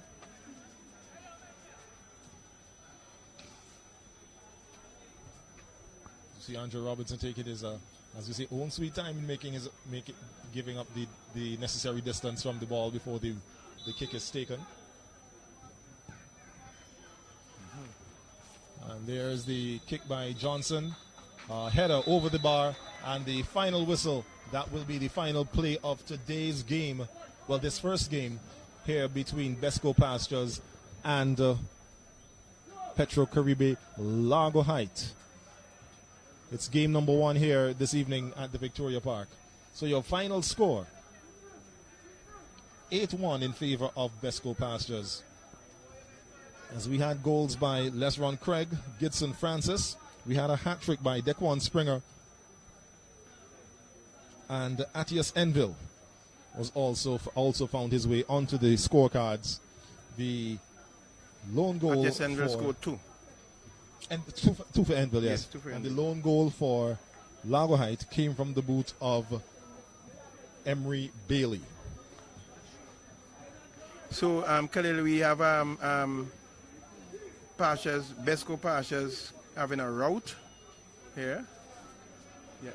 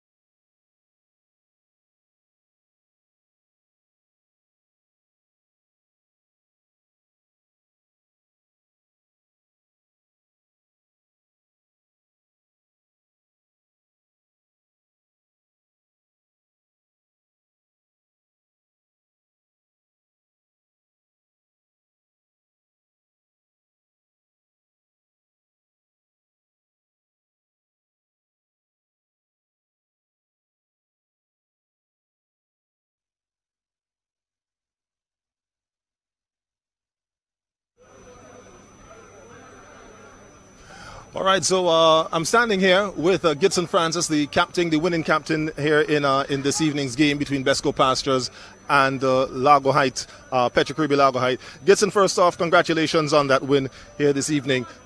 It was a rout pretty much on the scorecards, 8-1 in favor of your team. Although the scorecards indicated that you may have been the stronger team, how was the play for you and your team? Well, we started off the game good, get on the attack early, finish our chances early. I got my front foot and basically we dominated the game from there. But we could improve it, some touches, faster passing, control the tempo of the game. We tried to rush it too much, although we came out successful in the game. Yeah. All right. Also, well, we saw a red card being issued to Mishak Peer, who proved to be fairly staunch in the defense there. And in the opinion of us on the commentary team, that first yellow was a tad bit unnecessary. As captain of the team, what was your take on all that? Well, to be honest, the referee was at a bad angle to see that call, to be honest. Okay. And that shouldn't have been a second yellow. Okay. Shouldn't even be a first yellow either. All right then. So that is Gidson Francis. Once again, thank you very much and congratulations on your victories this evening. Yeah, thanks. All right.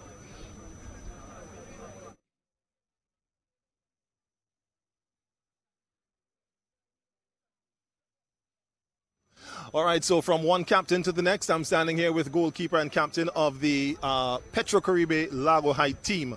All right, now, Skipper, I think if memory serves me correctly, your team would have come up from the first division and are now playing in the Premier Division. It would be game number what for Largo Height? It's our second game. Your second game, all right. And falling down, at the hands of BESCO Pastures, 8-1. In a nutshell, what was the experience like, and what was the approach to playing this game? Well, you used the right word. It was indeed an experience. Unfortunate one nonetheless, but still an experience.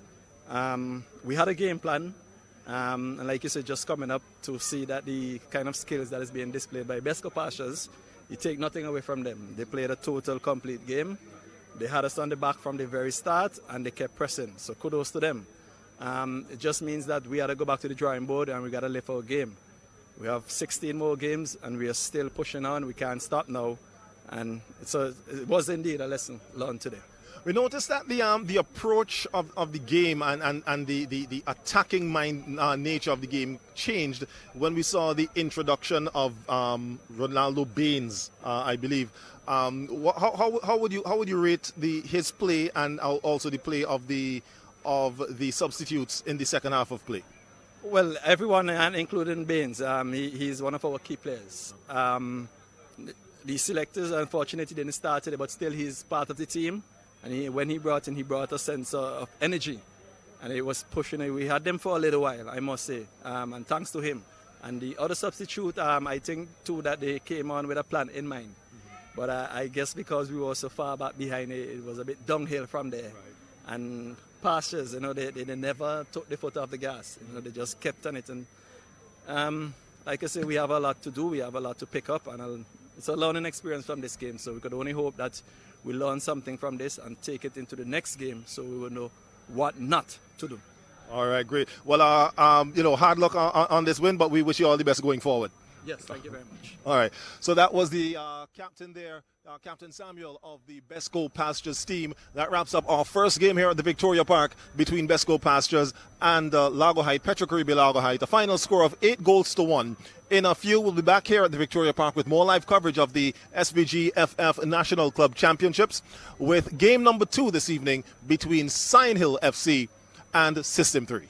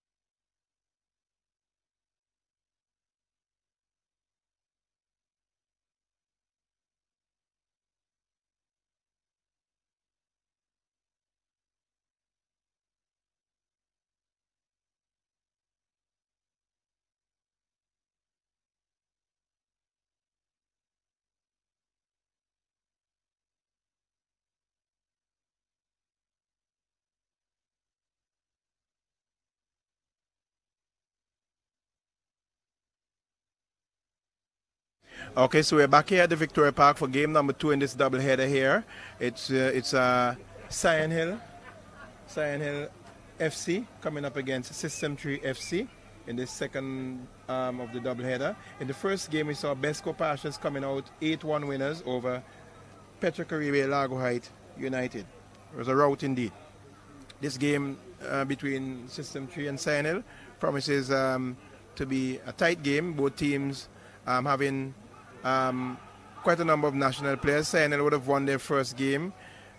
System 3 would have lost to the defending champions Hope. So they will be trying to bounce back in this encounter here. So we expect to have some good, a good tussle, a good fight, a good game, good build-up play and so on in this game between both of these teams. The officials for today's game, Calvert Cordis is the referee in the center, Kenwan Daniel, first assistant referee.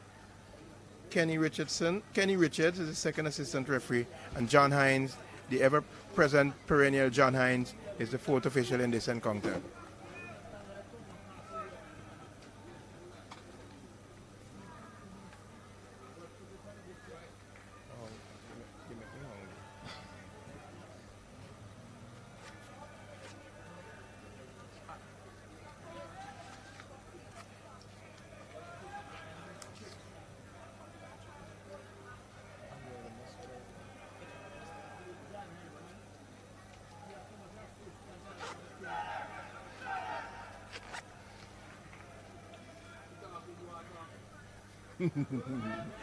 Man, sorry,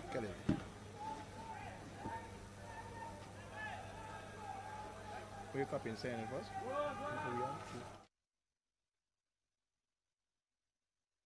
Sion Hill will be playing in white and black, or black and white as we say, and the System 3 team playing in a sort of a dark green with neon green numbers trimmed with a sort of a neon orange. So it's with System 3 over in the distance. Ball is played inside, back to their goalkeeper Garwin Davison gives it away there, and the play is fouled, and it's a penalty. It's a penalty. A bit of sloppy play there by the System 3 back four. The ball was played across. I think it was with Javin Sutherland. Plays it back inside to his goalkeeper Garwin. Garwin played an errant ball trying to find Kevin Richardson, aka Bobbin, and Bobbin, the player for the Sion Hill team, they snuck in and he was fouled, and it's a penalty to Sion Hill. Early game here, 51, just in the first minute of the game, and Sion Hill have a penalty at their disposal.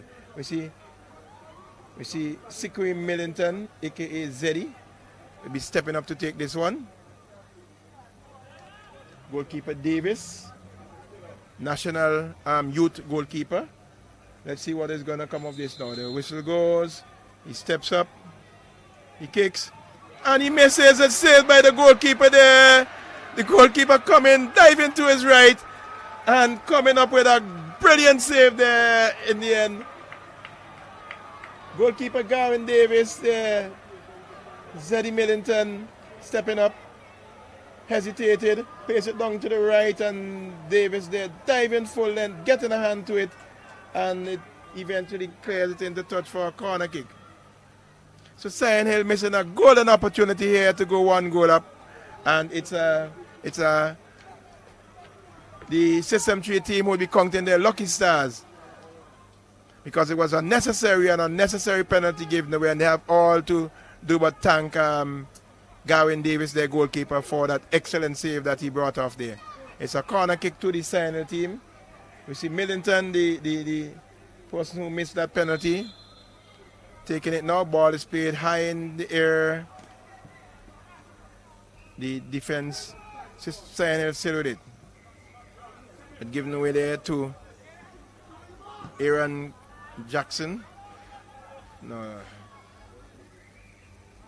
That's Aaron Collis, sorry, but the ball is eventually with the goalkeeper for Sion Hill.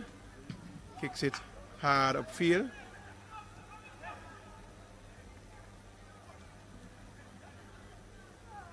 And it's with System 3. Sutherland trying to find his man over in the distance there. Difficult to pick up the numbers of the System 3 players here in dark green. We lamented that some time ago with one of the other teams. Dark green and the neon green is not so neon. As we see, the ball is into touch now.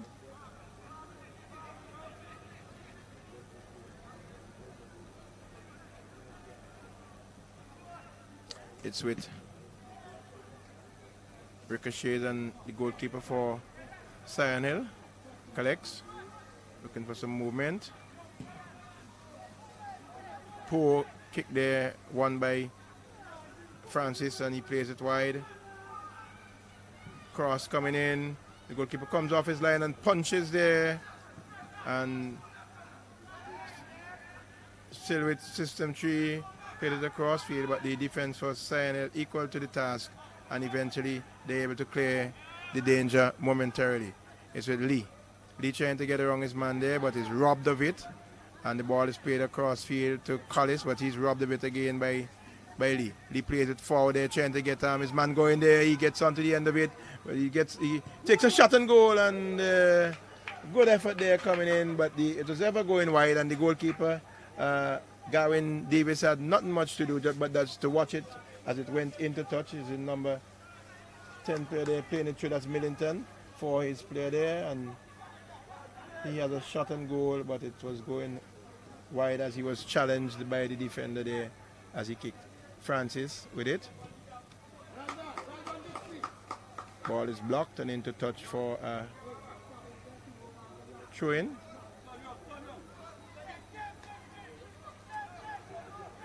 Back to the goalkeeper again is Francis. Francis with it now. Francis plays it forward, trying to find his man, but he's fouled. Number 30, that's Delron Sandy, committing a foul there. It's with System 3. Sutherland plays it wide, finds his man over there in the distance. Taken away by Sion Hill. Sion Hill on the run now. Sion Hill is coming forward. Ball is played forward there. The player for Sion Hill gets in front of his man, plays across, and he is tugged. The referee is calling a foul. And we can hear the disapproval of the spectators here. I saw it the other way, but the referee's call is final as a whistle on the play there. And it's a free kick to System 3. Plays it into the center there. Lavier. Ball played forward, trying to get his man up front going, but nothing there. The Sion Hill defense equal to the task, knocks it into a touch, and it's a throw-in to System 3. Quickly taken. Finds Sutherland, who's wearing the captain's armband. He plays it inside. Finds Collis there. Collis. It's DeAndre Charge, and it's with System 3 still trying to get to mount an attack, but Sion Hill defense standing firm, and it's headed away there. It's with the number 7 man, Dorian Dalloway. Dalloway is hustling his man. Dalloway is in a tussle with the number 15 player there, who gets the better of him. The number 15 for System 3, that's Kevin Francis, aka Bobbin. The ball is played inside but given away, and it's knocked back to goalkeeper Davis. Davis plays a long ball forward, but it's cut out by Sion Hill. System 3 still in control. System 3 still. Plays it back. Finds Sutherland is with it now. Sutherland plays it down, trying to get something going, but broken up. Sion Hill is with it, robbed of it there, but still in control is Sion Hill. Thrown in, plays it inside, a dangerous ball there, but he is fouled. Plays fouled. And it's a free kick to System 3.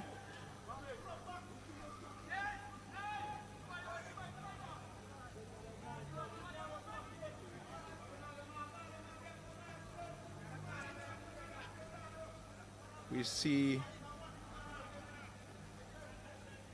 Ted Roberts Jr. lining up behind this one.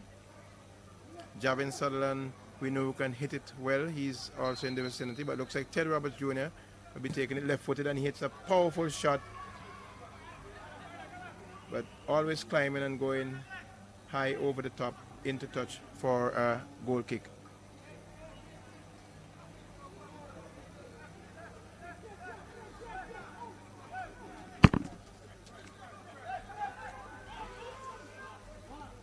So it's with oh, he gets around his man nicely there, and he plays it across there. Defended well by the SION defense, eventually cleared.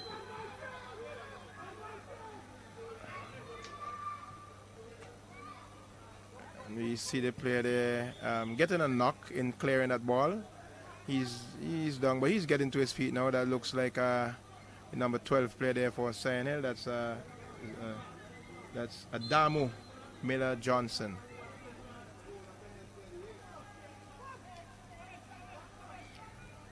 Both of both teams packed with young, skillful, talented players, and they're not afraid to display their talent here tonight. They're going to be running at each other. They're going to be taking on each other. The SION Hill and System 3, they always seem to have it in for each other. You know, you're able to beat a SION Hill or you're able to beat a System 3. You know you've beaten a big team.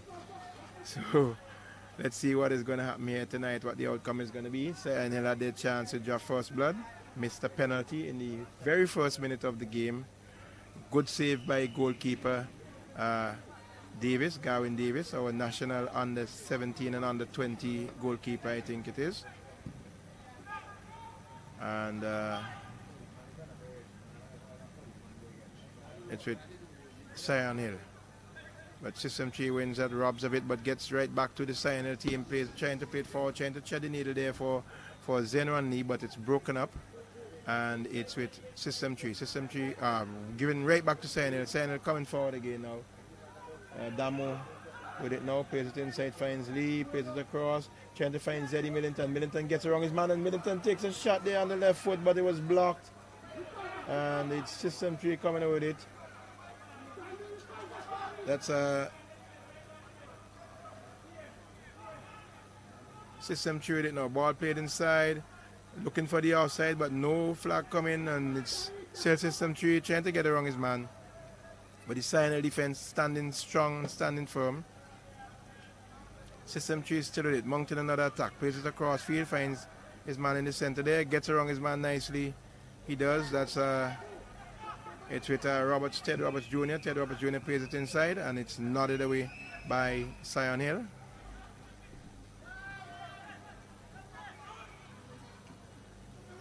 Played back to Ted Roberts Jr. Ted Roberts Jr. plays a lovely ball inside, and the player coming off there, coming through, running through from the center, but the goalkeeper was able to come off his line, and in the end he handled it quite well and avoided any danger. Free kick to System 3.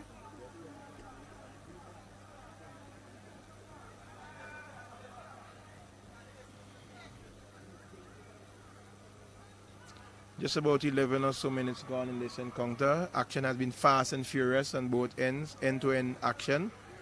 It has been System 3 and SION Hill going at each other. Good build-up play so far. The tackling has been pretty good, the midfield play. Ball inside, nodded on goal, and a beautiful save there by the goalkeeper for SION Hill. He just headed on goal, and he dived to his left and plucked it out of the air and came up with that one.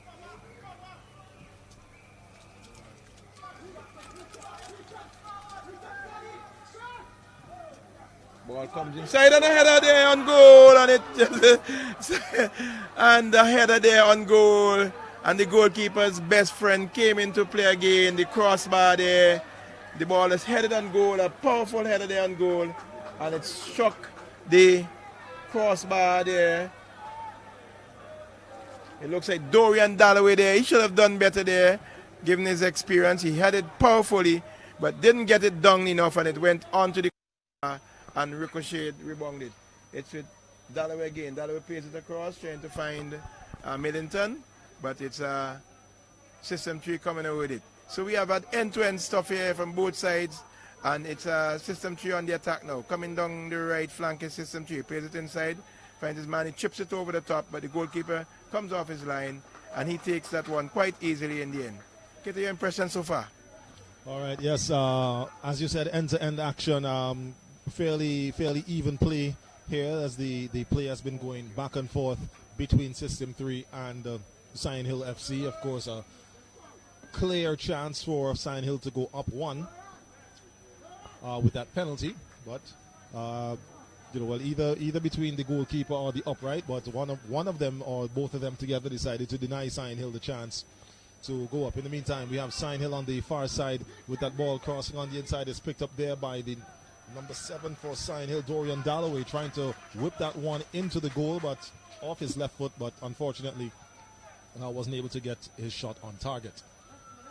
It's going to be a goal kick for System 3. As we see Davis placing the ball, he's got Kevin Bobbin Francis to his left. He gets that ball up, plays it into number 18. That's Desmond Lavia, who flicks the ball around for Ted Roberts Jr. Lavia again with the ball, plays it out to 23, who gets a good cross in. The goalkeeper just managing to keep control and possession. It could have spelled trouble for Sion Hill there, but nonetheless they come out unscathed. We see Dalloway trying to find this number 8, that's Tyrese Dixon. I wasn't able to get the ball to him, but nonetheless, and the ball played up System 3 back to the possession of the goalkeeper.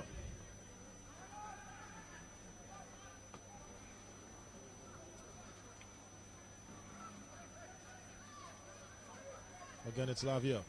Sorry, that's Dixon there trying to play that one through for the attacking number 24 there, Zenroy Lee.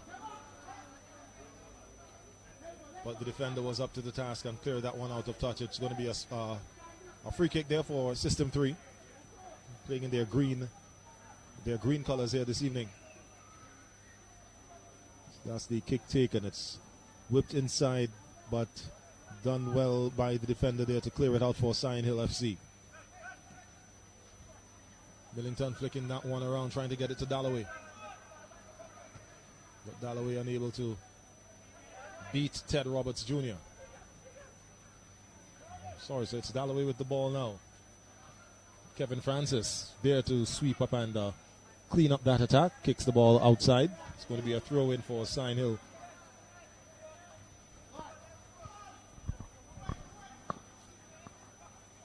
The throw taken by Millington. Gets it into Dalloway. He's going to contend with Ted Roberts Jr., one of the youngsters that you would have heard Andrew make mention of. A cross from Millington into the box, but it's dealt with cleanly there by the goalkeeper, Darwin Davis. Andre Charles playing this ball. Charles again with it, middle of the field. Tries to get the ball out to the wing, but it's picked up there by the number 18. Oh, sorry, that's 19, Delroy Cyrus, for the Sion Hill outfit.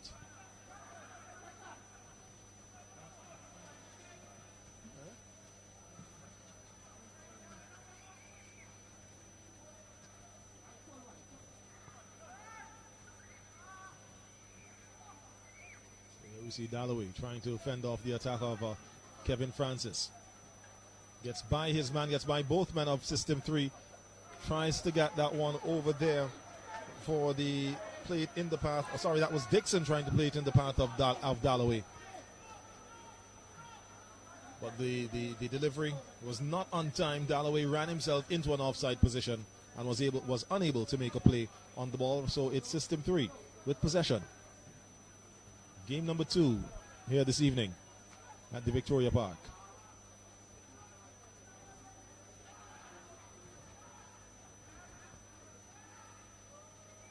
Ball going back and forth. It's going to be a free kick. Sorry, not a free kick, but a goal kick there. for Sion Hill FC. You don't want a drink too? Try a drink too, you're not dog, man. Not necessarily, man. You can bring any drink to do. Jelando John in goal for the Sion Hill FC team, wearing number 32. In the meantime, it's a battle for the ball. They're on the far side.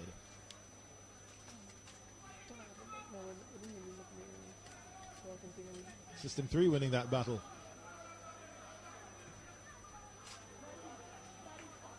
Janan Jacobs trying to needed to make better work of controlling that ball. Here we see Kevin Francis. He comes wide. It's Ted Roberts Jr. who gets by Millington, trying to challenge for that ball and plays the ball inside. Number 4 there, Dondre Charles. A long seeking ball. I think he was looking for the run of make it Aaron Collis, who's on the left flank. But the ball was played too much into the center. It drops for goalkeeper John. As we see Sion Hill now with it.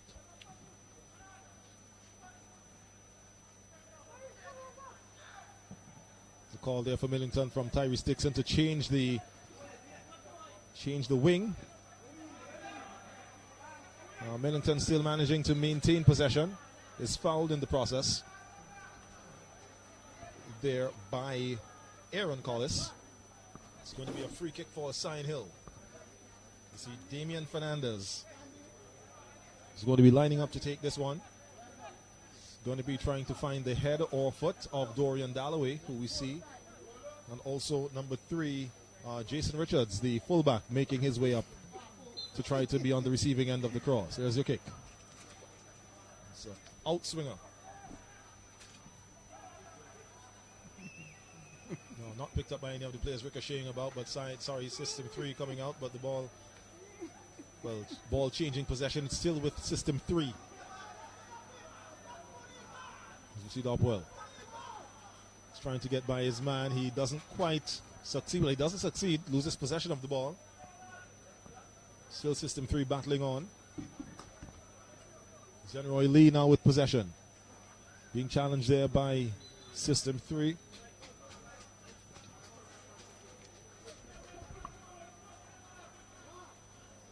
It's going to be a free kick given to Sion Hill.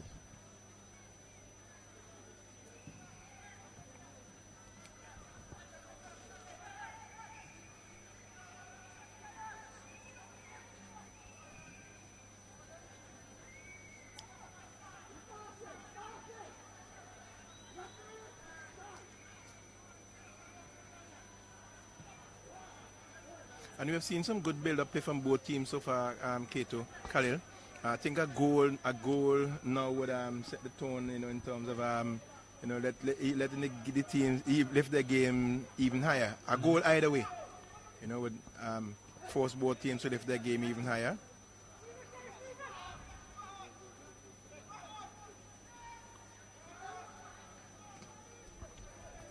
So we see that was Damian Fernandez trying to get by Kevin Francis there, who was Fernandez that is trying to make a run to the System 3 goal, but Francis stopping him in his tracks. The ball now in the possession of number 24 for System 3. That would be Shane Lynch.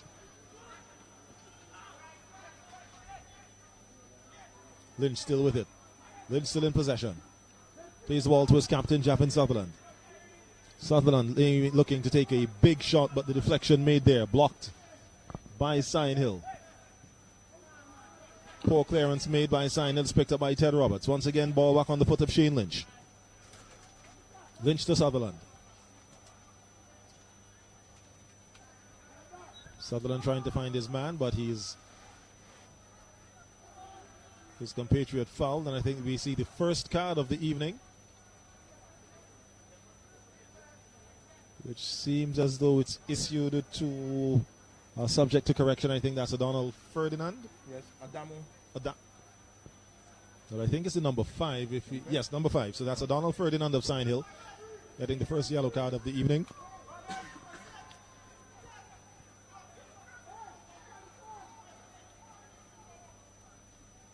Francis looking like, well, he did consider taking it, but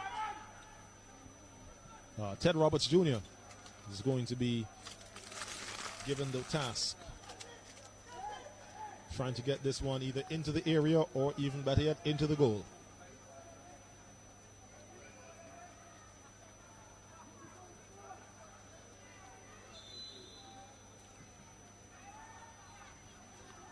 Ooh, and a close one there.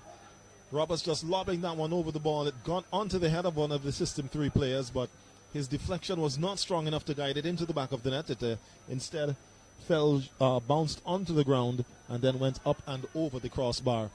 It will be, I make it a corner for System 3. Well, it touched one of the Sion Hill players. I believe the goalkeeper. I think the goalkeeper got the hand onto that, Khalil. Indeed, because it's evidently it's a corner kick for System 3.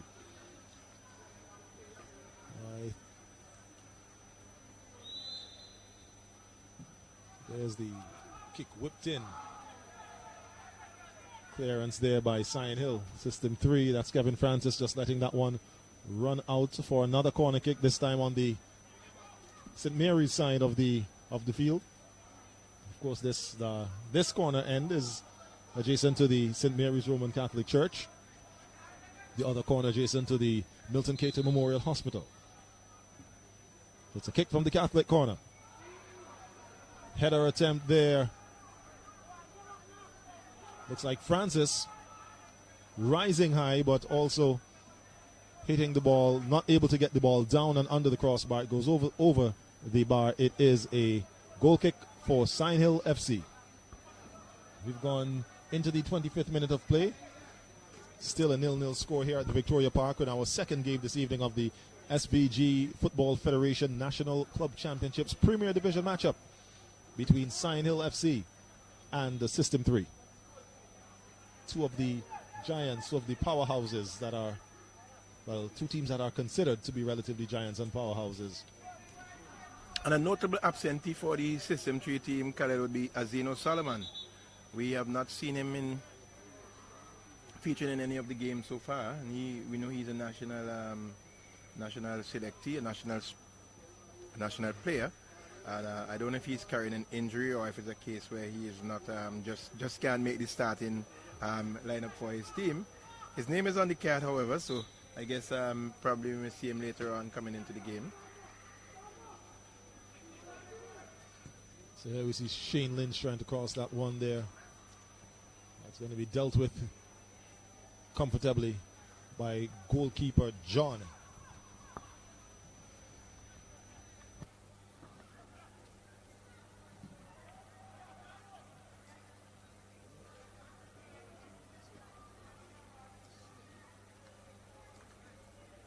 Throwing on the far side for the Sion team. Taken by Adamo there. It's System 3 with this ball now. Tedra was doing it, flicking it on, trying to find his man there, but it's broken up by Sion Hill.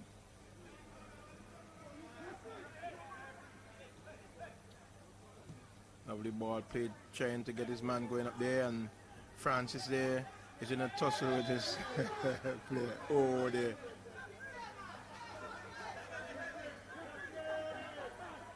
See a tussle there between Kevin Francis and Zenron Lee. That occurred. And the referee is having a word with both players. He's going to card Francis. He gives Francis a yellow card there. Dorian Dalloway and Francis getting a little altercation there, it appears. Nothing too serious, however. The referee was right on spot and he had everything under control. I believe what happened there is that the Sion Hill player, that's number 24, Zenroy Lee, took a slight exception to the way he was tackled there by Francis, and he let his feelings be known, and Francis, I guess, was figuring that he was not in the mood to hear it. Gave him a slight shove, but it was seen by the referee. But in the meantime, play continues. Dalloway there, wearing number 8. Sorry, that's Dixon, Tyrese Dixon. As now we see Zenroy Lee playing that ball across the System 3 box. But it's dealt with by the System 3 defense. System 3 now on the counter-attack. Dondre Charles with the ball. Gets it back inside to his compatriot who loses possession. Ball played back there. Once again, that's Lee in possession. Lee to Dalloway, trying to scoop that one up over. Trying to get it onto the head or the foot of, sorry, that's Dixon. Dixon is wearing number 8. I keep saying Dalloway, but Dixon is number 8. Dalloway is wearing number 7.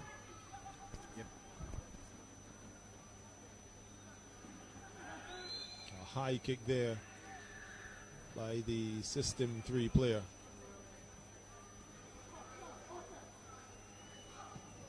We'll make it to be Aaron Collis. Ball well controlled there by Damian Fernandez. Gets by Shane Lynch. Once again, Fernandez with it. Travels into the box. Tries to whip that one past Francis, but doesn't get it. The ball ricochets out, but once again, it is with System 3.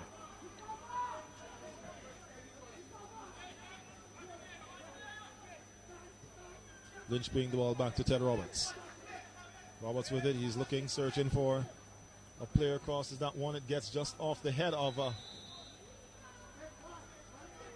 number 19. That's Jaron Dopwell, who was trying to find the player running on, but he was in an offside position.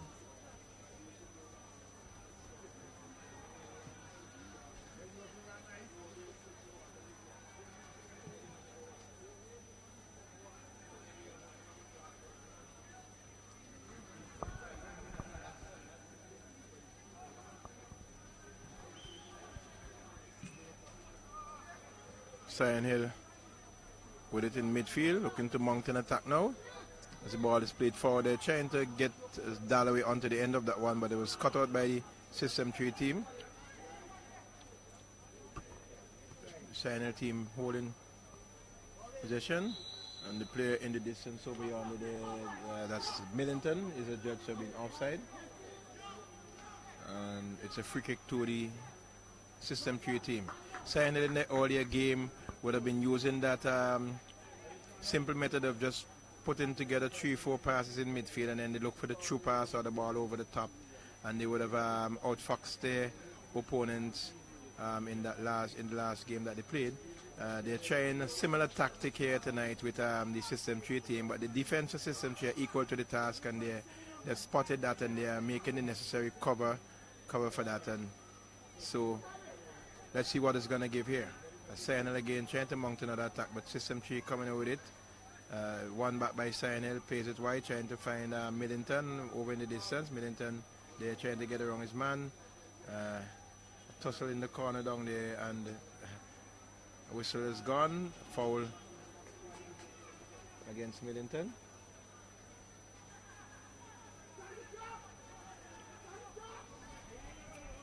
System 3 is one of those teams also that would have won this National Club Championship some time ago, and would have represented St. Vincent at the CONCACAF Club Championships. Ball played wide, trying to find Millington. Dalloway there, not able to get onto the end of that one. System 3 trying to mount another attack, played wide out on the flank there, looking for his man. He found him nicely. It's looks like a shot on goal, but a good double save there by the goalkeeper for Sion Hill. A shot coming in there on goal, and the goalkeeper parried it, and the number 24 player for System 3, Shane Lynch, not able to capitalize. Here we see the replay. That looks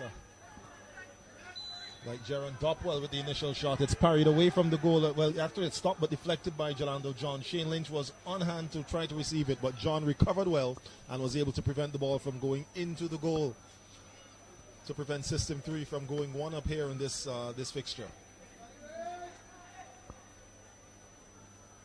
So taking a look at the current points table, and when I say current, I do mean current, as of the game that was earlier completed earlier.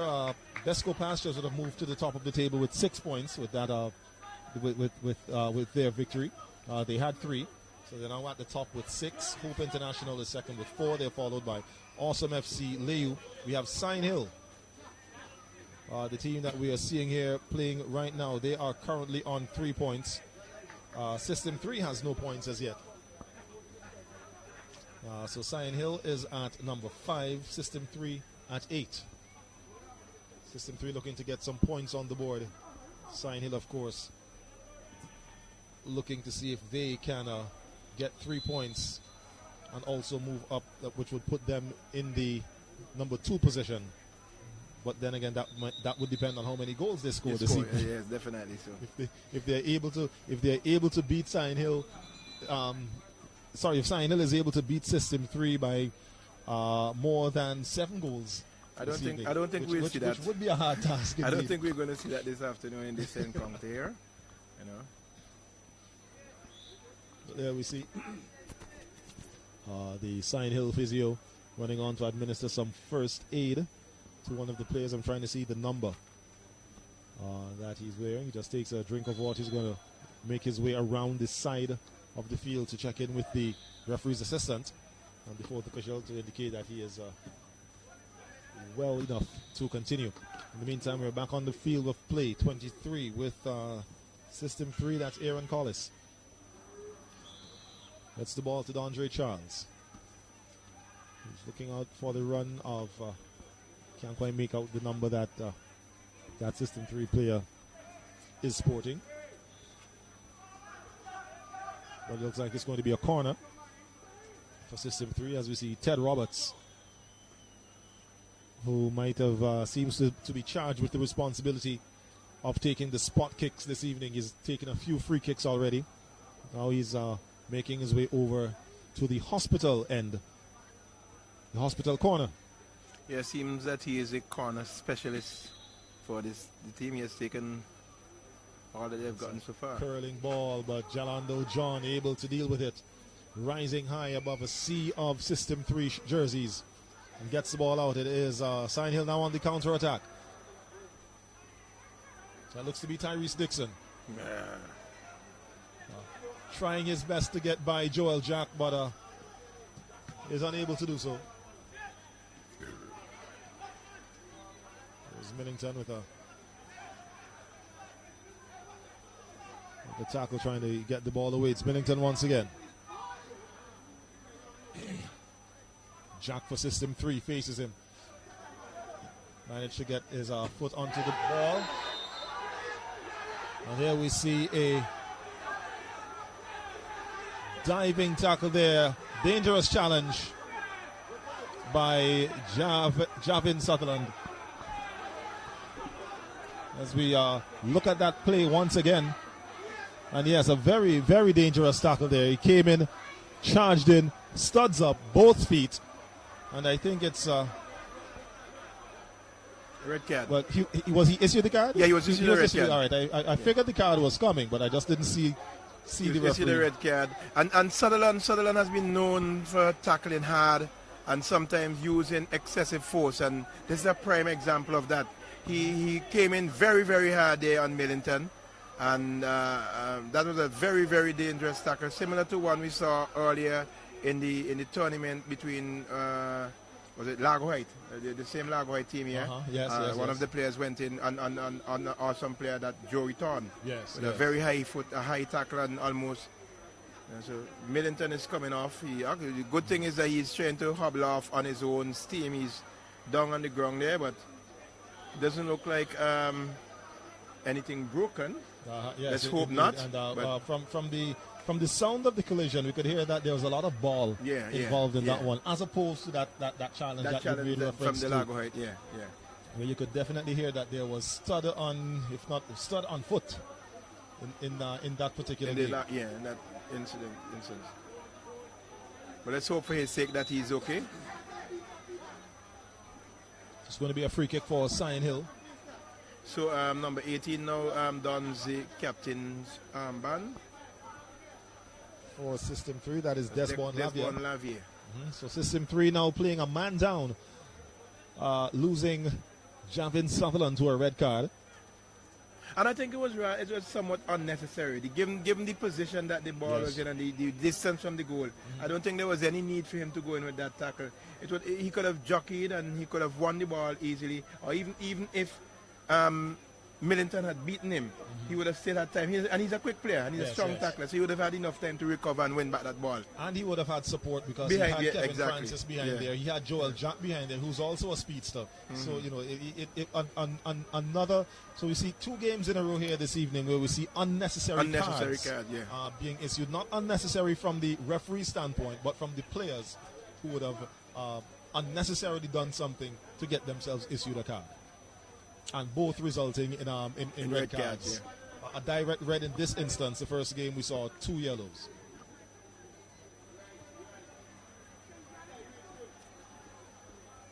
Okay, looks like Millington will be making his way back on. Yes, he's up and around on the sideline. On the sideline, just making sure the foot is okay. Not entirely sure what we're waiting for, but the referee's evidently waiting for something to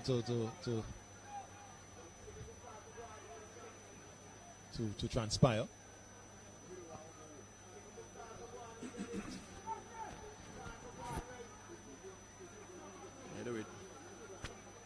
Millington trying to get the attention of the referee, who's ready to. Well, he feels as though. I think what happened there is that Sutherland would have gone back to his bench, but he's supposed to leave the area. So I think the fourth official was ensuring that he leaves the area and go to the dressing room or whatever. Understood. In the meantime, so the free kick taken there, low free kick, poor free kick actually, which resulted in System 3 on the counter attack. Ball in possession of Ted Roberts. Crosses that ball, gets it in. It's a attempt at a header there by Shane Lynch.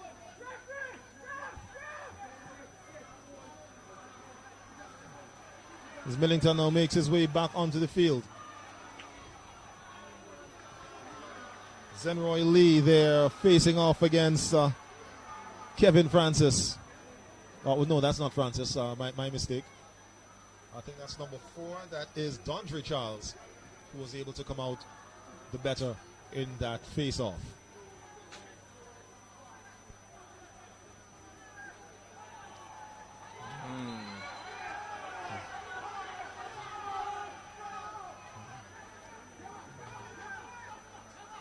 Now we see emotions getting raising. I wouldn't say if they're high as yet, but definitely raising here in this game. System 3, Sign Hill FC. SVG FF National Club Championships, another foul issued on System 3. As the referee tells the player to get up and continue play. I think the player was looking for some sort of, a card, I guess. Well, I think they'll be playing on that because given the fact that Sutherland would have gotten a red card, they would try to see how best they can try to play on the referee's emotions to have him issue one on the other side of the border. I don't think that is going to happen so easy unless it's something, really severe.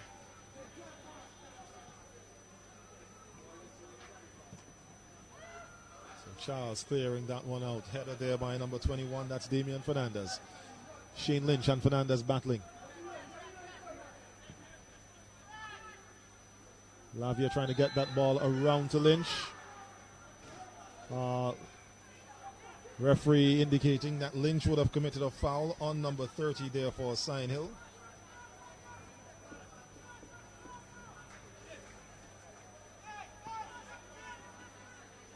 That's Delroy Sandy.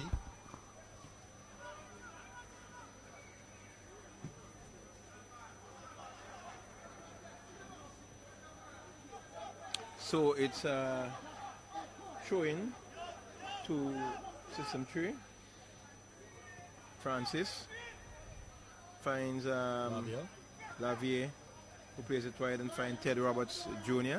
Ted Roberts Jr. with it now. He plays it, trying to play it inside to this captain there, but he loses it, and it's Charles Steiner lost it right back to System 3 as Lavier is with it. Lavier trying to play the ball through. But trying to get by Sandy, but unfortunately doesn't. System 3 now with the ball. Shane Lynch battling there with Damian Fernandez. Lynch lost possession, but the ball went down to the Sign Hill half of the field. But Sign Hill now in possession. Number 5, Donald Ferdinand trying to get the ball over. He does so. He gets it across on the far side of the field. So ball played across there to Damian Fernandez, who one times it back into the area. But none of the Sion Hill players are in the correct position to receive that, either on the head or on the foot. So it's system 3. Ball attempted to be played across to Lynch. Sion Hill in the person of Sandy managing to get back there. We have Dorian Dalloway in the possession. Dalloway to Sandy. Sandy tries to make a run, but it's broken up there by Francis. Shane Lynch now with the ball. Plays the ball down, looking to get it onto the foot, and he does so, of Aaron Collis. And Collis loses possession as the ball rolls off the field. It's a throw-in for the Sion Hill outfit. Tyrese Dixon.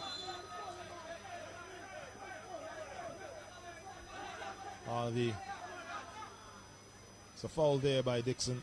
Sorry, not Dixon, but that is Collis.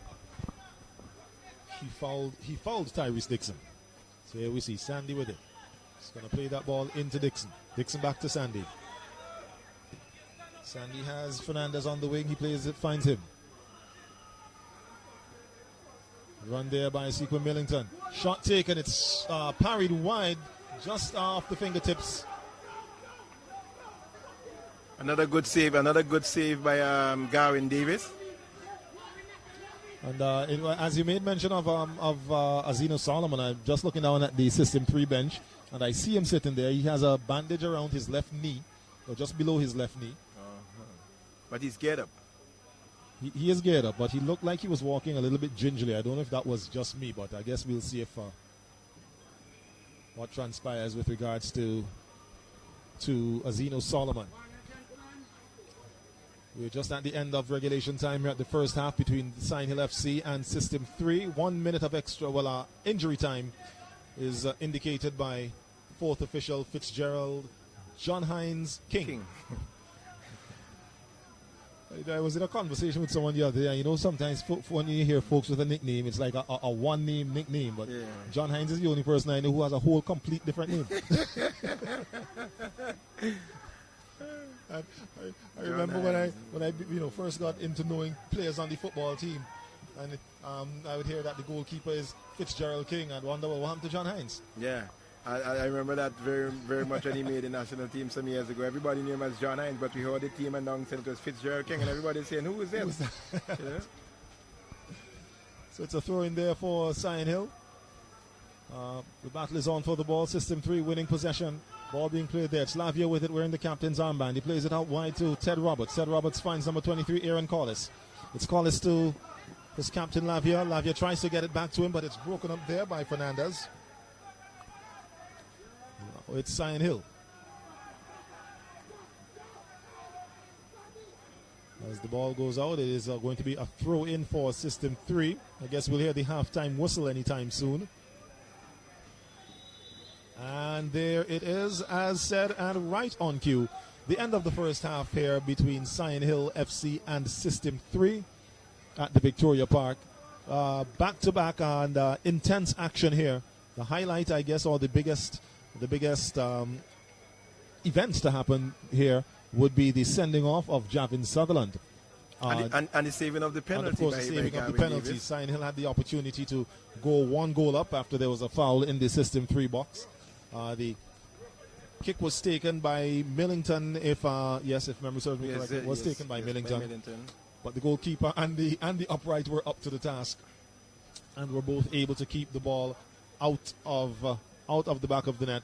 The play has been ferocious and back and forth, frantic play between both teams here. It's a well-matched game, I would say, Andrew, here between System 3 and Sion Hill. Yes, and you can always expect end-to-end stuff, end-to-end action when both of these teams meet. There are two teams that really go at each other. System 3 never like to be beaten by Sion Hill, similarly Sion Hill, and they're always up to, you always get a good game when both of these teams play.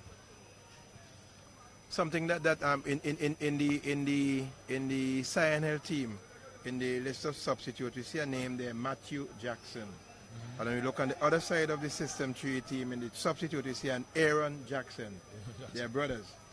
They both played for System 3, but I think some of the players from System 3 would have transferred to Sion Hill. They went back home to their home base So Aaron, Matthew, and Giovanni Bascom and Denzel Bascom and among them, they would have left System 3 and they would have gone back to represent their hometown Sion Hill. Yes, because I'm familiar with Denzel, especially playing for System 3. Yes, and when I saw the System 3, the Sion Hill team taking their bench, and I saw him there, I was like, wait, am I seeing right? But there was a large number of transfers. Leading up to the commencement of this 2020-2021 season here in St. Vincent and the Grenadines of the St. Vincent and the Grenadines Football Federation National Club Championships. I think players would be looking for their own interest and their best interest. It doesn't make any sense you be a part of a club where you know you have a certain standard, but you're sitting on the bench when you can play in another club and help to lift their standard and be starting there and even getting more games there. I made a point some time ago with the goalkeepers for the Notleywood Predators. They have two goalkeepers who are national goalkeepers. Okay. So one is playing and the other one is on the bench. Right. And there are some teams, some clubs that are suffering for the want of a good goalkeeper. Right. So I'm saying, probably they could have looked at probably loaning him out, giving him that opportunity to get more games under his belt and help just develop his craft. And especially a position at the goalkeeper where you don't see goalkeeper substitutes being made during the run of play. You see the out players, of course, defense, midfield, and forwards, of course. But in the meantime, as we are at the halftime break here at the Victoria Park this evening, it is your score here this evening between Sion Hill and System 3. It is 0-0. We take a break and we'll come back for the second half of action. Andrew Bramble, Khalil Cato with you.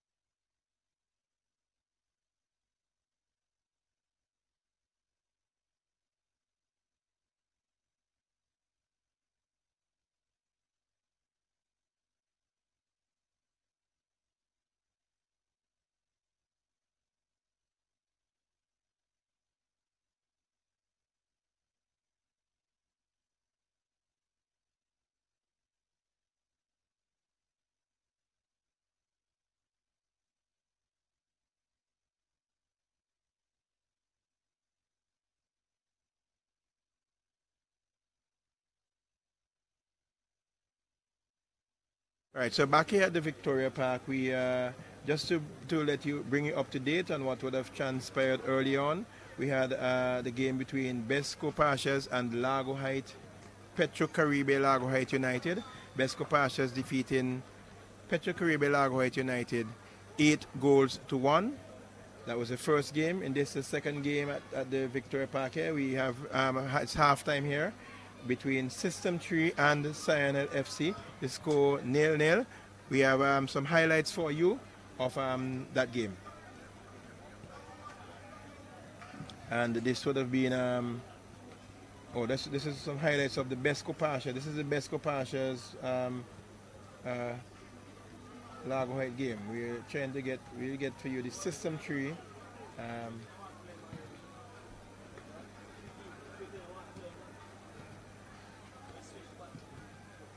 This one was some BESCO Pastures and Largo Height. We would have seen these highlights before. We're trying to get for you the System 3.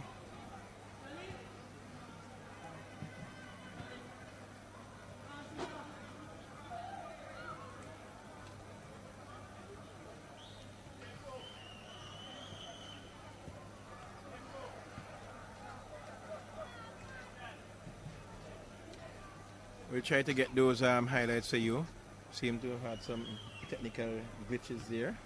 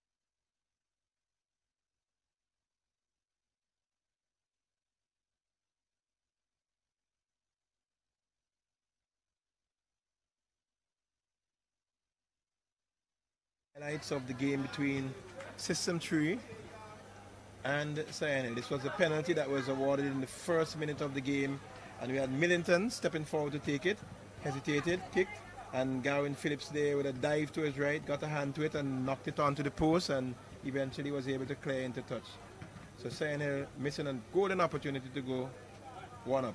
System 3 there, ball is taken away, Millington there, plays a nice through ball, getting his number 8 man there on it, and he took a shot and goal, but that one was going further wide of the upright.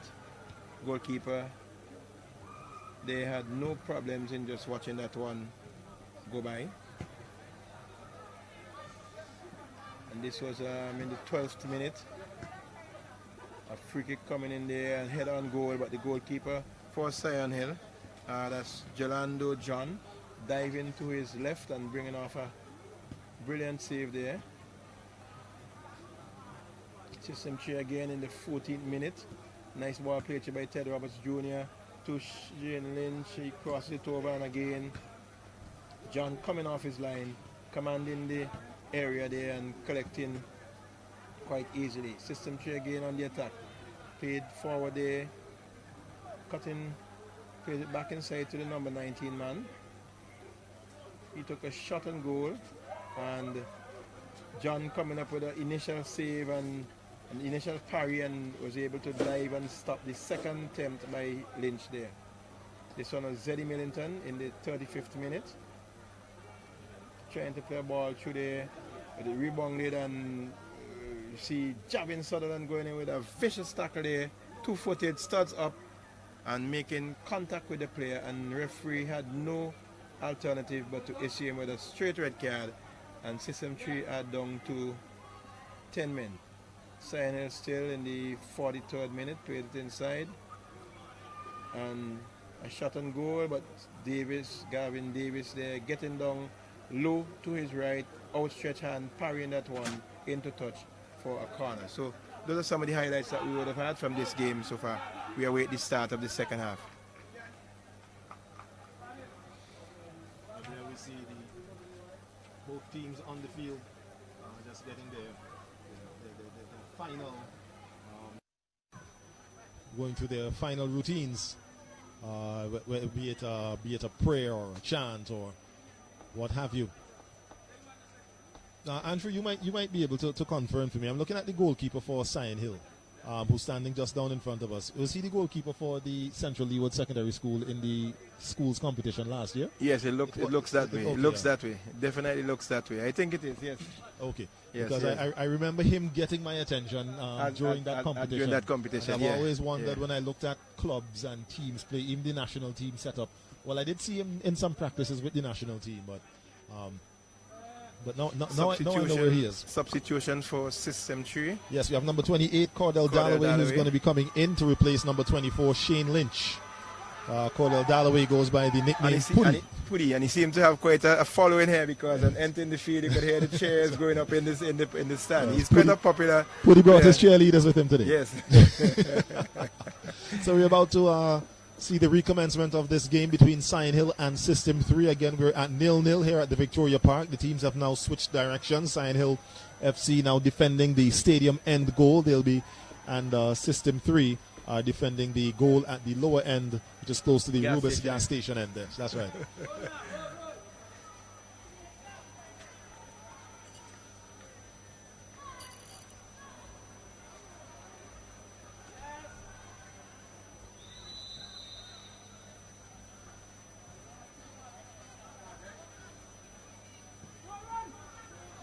So there we see the commencement of half number 2. It is Sion Hill FC 0, System 3 0 here at the Victoria Park. Sion Hill with the ball. The ball is played back by it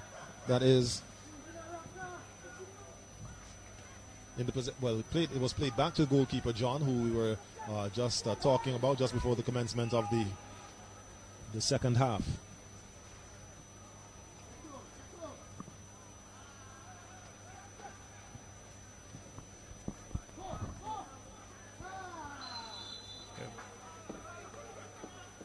Referee's assistant raises his flag to indicate offside there.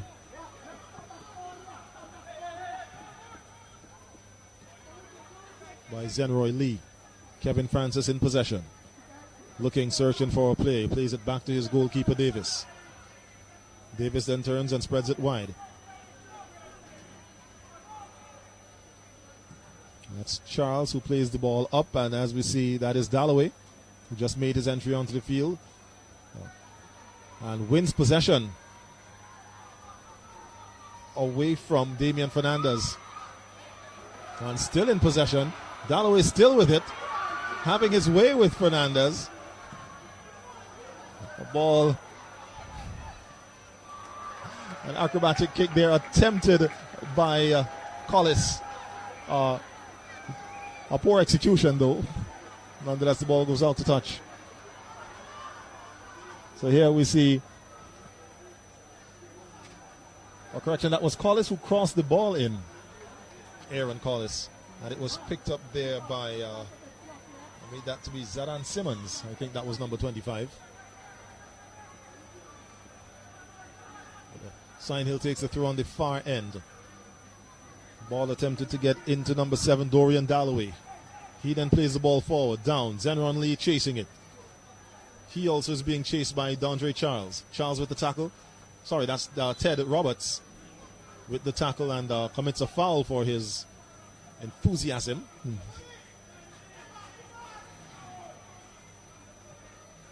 It's going to be a free kick for Sign Hill. Lee with possession. I think Lee will take this one.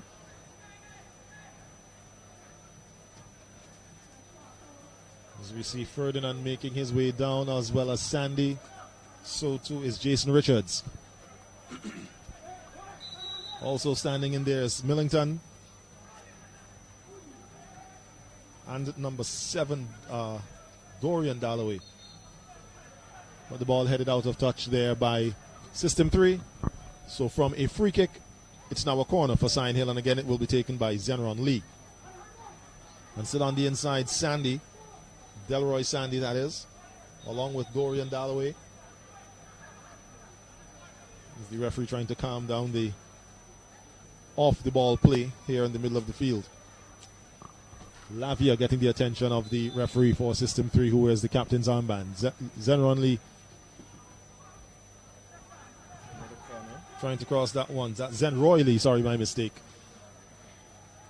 But the ball is played out again for a corner. Lee will take another attempt. Not getting enough air and distance on that one. It rolls right out for a goal kick for System 3.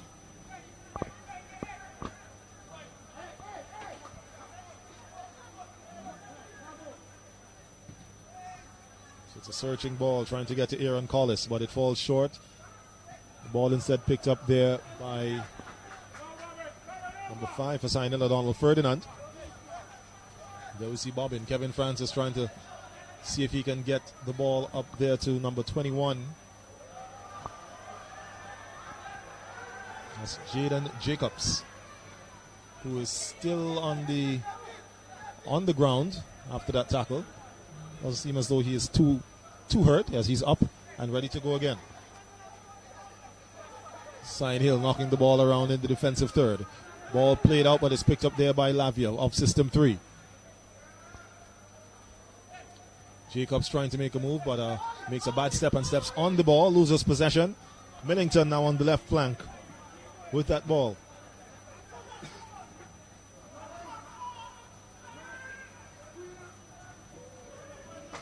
And there we see Tyrese Dixon making an attempt to cross that ball, but could not get past the diving feet of Lavia of System 3, Desborn Lavia. Here we see a replay once again. It's Dixon trying to get that one, and both goalkeeper and defender were there to ensure that the ball was not going to pose a threat to the scoreline. Another kick that didn't get enough air under it, but it's taken by Millington. That one gets air under it.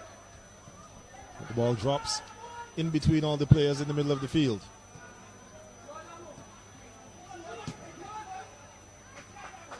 Shot there by Adamo. Miller Johnson, but it rolls comfortably for goalkeeper Davis. Picks it up. It's a big kick up the field. System 3 versus Sign Hill. 0-0 the score here at the Victoria Park.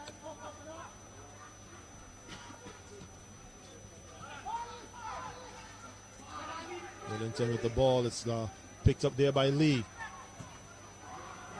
Tries a shot from just outside the 18-yard area from in between 4 defenders. And he had Dorian Dalloway free on his right. He could have easily slipped it across to Dalloway for him to have a shot and goal. But he went for broke and went over the crossbar. Ended up broke. And I think that might have been the better play because all 4 defenders were focused on Lee. So a well-placed ball, a well-timed ball would have given Dalloway the chance to bury that one into the back of the net. Were he able to get it past the goalkeeper. But here is your corner kick now, a corner. Up into the air, but again, header by Sion Hill pushes it wide of the goal. It's going to be a goal kick. And it's good to see that the teams are investing in these young players. Khalid Tony augurs well for the development of our football here in St. Vincent and the Grenadines. Now you mentioned the goalkeeper for Sion Hill. I did remember him in the secondary school competition, and he did perform with some acumen, you know. And Gavin Davis is also a player of came to the secondary school football ranks. He would have played for the Central Leeward secondary school also. So both yes, so both goalkeepers in this game came out of the same secondary school. Actually, yes, you're correct, because John, who is the goalkeeper for Sion Hill, would have played for the senior team, Central Leeward senior team, and Davis was the goalkeeper for the junior team. Yeah. And the Central Leeward area, though, that Leo Barley seem to, over the years, been able to produce some very good goalkeepers. I mentioned that some time ago.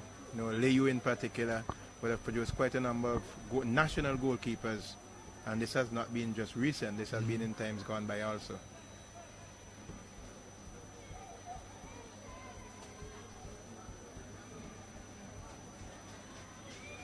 So we see once again it's Ted Roberts Jr. going to be taking this free kick for System 3. Seems to be their free kick specialist. He's taking all of the corners and he's taking all of the free kicks. Leaping searching one, but John deals with that one easily. And the big throw trying to find Dalloway. Dalloway unable to control that one.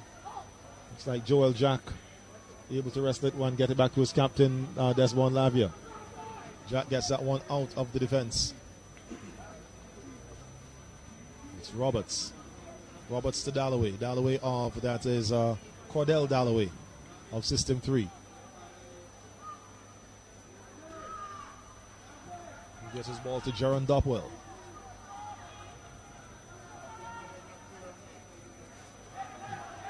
Big kick there. Could we see?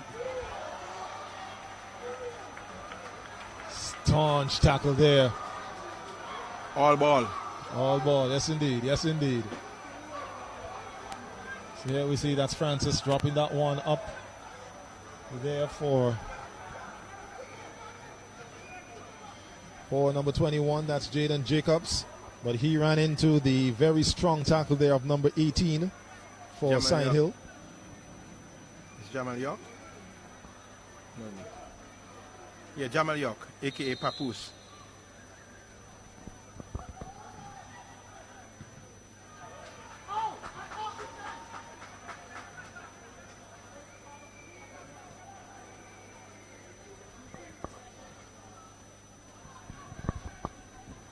And Jamal York is a national player, also a national defender.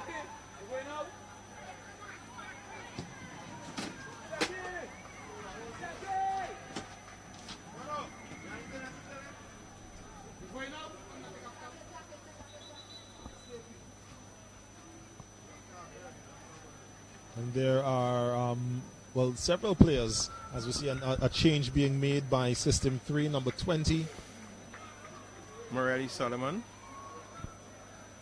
replacing Kevin Francis.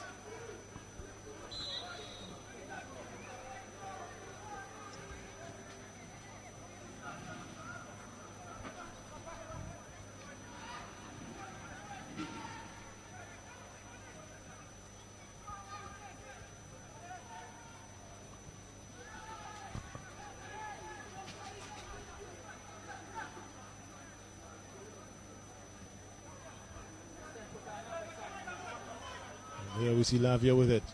Bringing this one wide to Collis. Collis trying to get that one up for Joel Jack.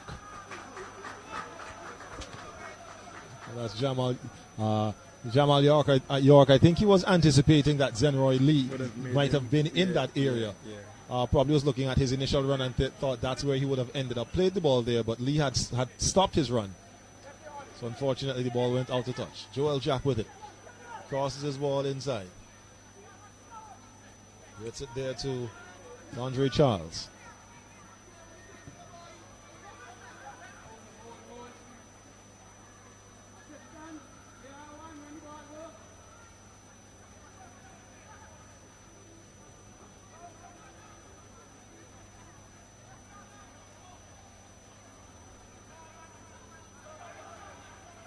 And we see a substitution being lined up here for Sion Hill. Yes, that's Matthew Jackson. Yes, I that's think one of the the names that you people mentioned, earlier, spoke about earlier on.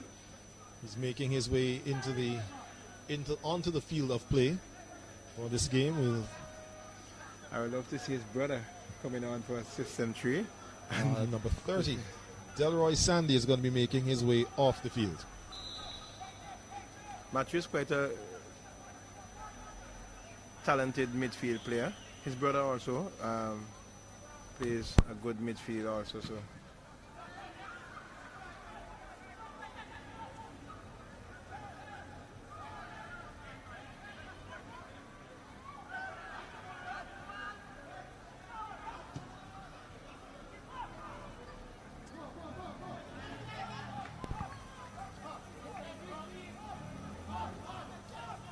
there we see Garwin Davis playing it safe, letting the ball roll all the way back to him in his 18-yard box. He picks it up and boots it forward, trying to find number 21, Jaden Jacobs. But the ball picked up there by Jelando John, goalkeeper for Sion Hill FC. Jason Richards plays the ball wide, finds Adamo Miller Johnson. But possession lost. Aaron Collis now with it. Ball rolls out. He ran out of real estate there. and you can expect that the System 3 players would be giving no quarters to Matthew Jackson. Being a player from their team, they know him, they know his capabilities, so I am sure they would be giving him a tough run for his money tonight. There's the appeal for a handball there. The ball picked up there by the substitute who just made his way onto the field, Morelli Solomon. Tries to find his player, but a little bit too much muscle on that one. Andrew, if we know that when we look at the international game, we know that rivalries are one of the things that people look forward to. We have El Clasico in Spanish football. You also have the various derbies in English we football. We have one tomorrow, the North London Derby. Uh-huh. My team Spurs will be coming up against Arsenal. yes, indeed. Would you say that we have anything of that caliber here in our setup in St. Vincent and the Grenadines? No, I don't think so. I think you would more find it when we have what we would term the league competition. Okay. When you had that interleague competition, you would more find those kinds of derby. Leyu Barley was a epic battle. Sion Hill Leyu, Sion Hill Barley. Those were epic battles, you know. But we don't really find them so much among the clubs because the clubs don't really. The clubs have not yet established following in terms of, yes, they have people who support, but they don't have that large following. When you have a Leyu Barley teams clash, that are more community oriented and community based. When you have a Leyu Barley clash, the whole of Leeward is coming to tongue to look at that game. It is said that in those times you can probably go to the village and take everything from the house because everybody in park watching the team play, you know. But we don't. So you don't find that so much with the club at the club level. But we hope that will develop, eh? Of course, we hope that will develop. Because it would bring more people to the park, bring more crowds to the park. It would give the supporters what they want to see. Indeed. We used to have it before, you know, when we had Sion Hill. Sion Hill and Rosie and Sion Hill and Avenues was always an epic derby. But we don't see that anymore at all. Right. Well, I guess with the continued development that the SVGFF is putting into football, we can hope that might be one of the results. So System 3 with the ball. Aaron Collis crossing that one inside as he receives it from Joel Jack, but it's collected there by Jelando John of the Sion Hill goalkeeper, rolls that one out. With Sion Hill in possession on the counter-attack. I must say I'm really impressed with the ball handling skills of the Sion Hill goalkeeper, Jelando John, and his distribution. His distribution is so good that in many instances when he collects that ball and he distributes it, turns it into an attack immediately for his team. I'm really impressed with that. and you very rarely find that the ball, doesn't go where he wants it to go. As you see, Sion Hill there with Sequin Millington getting a chance to square off with goalkeeper Darwin Davis. Davis coming out the victor on that, preventing that ball from getting anywhere where it could cause some trouble.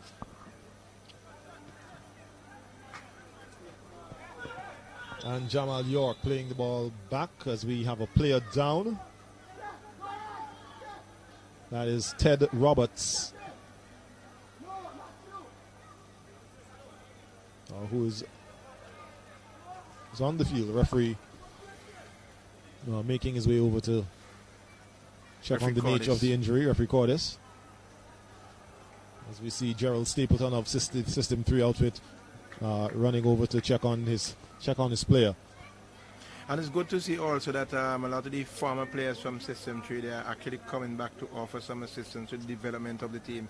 Gerald Stapleton would have been a long-standing defender for System 3, and now he's actually in the coaching fraternity and working along with his team. That's very good to see. And it's something that I like to see in all sports generally. Persons who would have played or taken part in a sport up to a particular level and have since are no longer involved on the competitive side of it, but still find a way to stay involved in the sport, whether it be in officiating or in coaching or in some, it's really good to see. Yes, and I applaud those efforts, because we don't really get paid for those efforts.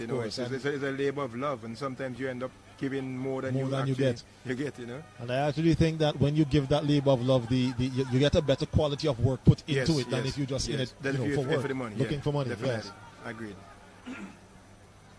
So here we see it's a signing a searching ball. Dalloway for System 3, getting the ball back to his captain Lavia. Lavia tapping that one there for Solomon, who came onto the field a while ago. It's now in the possession of the System 3 goalkeeper, Darwin Davis. Davis with a long searching kick, but it's picked up there by Tyrese Dixon. Plays the ball back to Jamal York, who plays a long searching ball, trying to find the run of number 21, Damian Fernandez. But again, lack of real estate. Darwin Davis gets out there to close down any run he might have been trying to make, and gets the ball.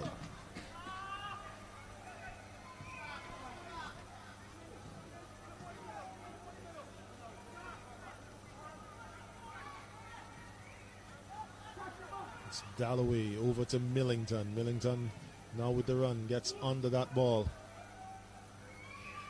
But again, the goalkeeper Davis is there.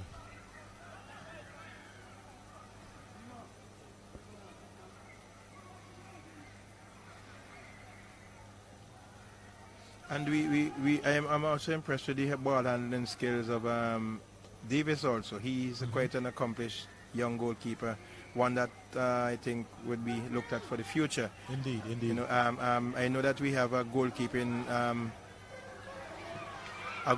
coaching staff that do work with these goalkeepers, and they have been doing quite a good job. We are seeing the manifestations of some of it in some of the games here with the goalkeepers.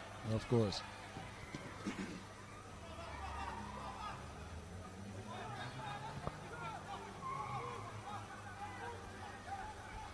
So still nothing separating these two teams here this evening, at least on the scorecard. It's still 0-0 at the Victoria Park. And both teams had very good opportunities to go ahead. I think the only advantage that we can talk about now is the fact that the Sion Hill team is playing a man up. You wouldn't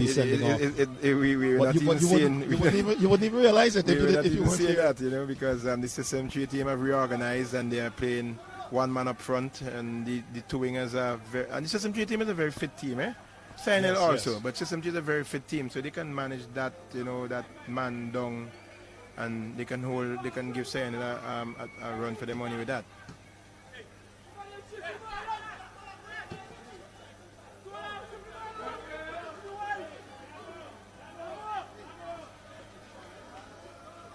So Andrew, one of the players that we spoke about who would have moved from System 3 to Sion Hill, Denzel Bascom, yes, is now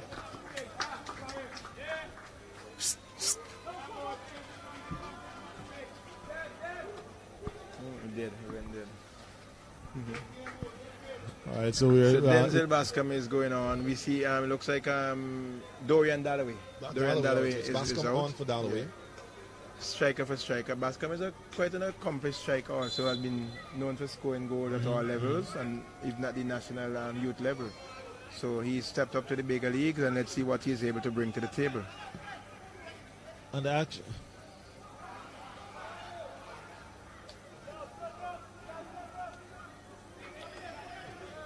And I know if it's one person who would know how to beat Davis, Bascom is Bascom. that person.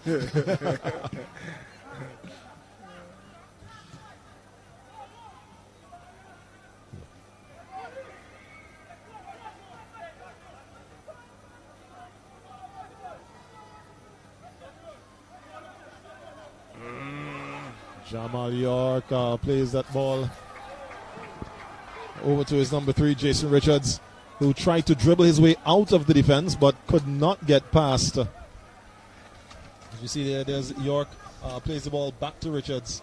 Richards now trying to see if he could dribble past the system 3. That's number 21. I make that out to be, that would be Jaden Jacobs, who tried a shot on goal, but it went wide, hitting into the side netting.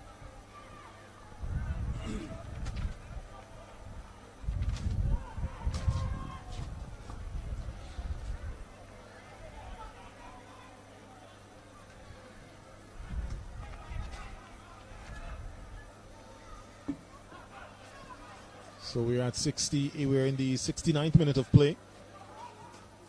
We've got just about 30 minutes left here in the second half of play between Sign Hill and System 3. Millington plays the ball forward, trying to find Lee. He does so. Lee turns with a shot, and Davis is able to turn that one away from the goal. It goes out for a corner. Lee had the option of trying to take that shot or trying to pull it more to the left. As here we see Millington with it, plays it forward. It's picked up there by Lee, as we see that attempt there. And he had Denzel Bascom on the inside. Looking at it, that angle might have been a little too tight for him to try to work it back to Bascom.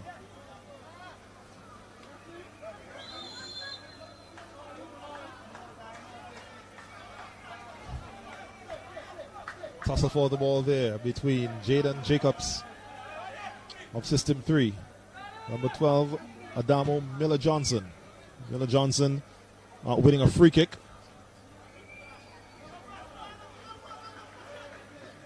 It's a throw for Sign Hill.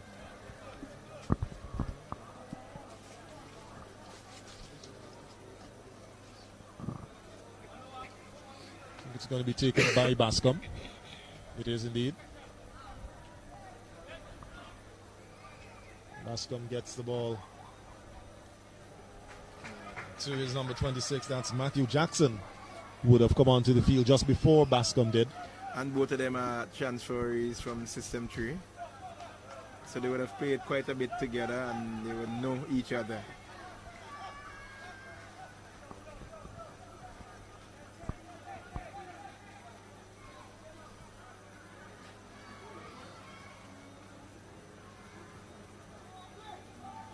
That's Dondre Charles dribbling the ball out of his defense. He's fouled there by Millington.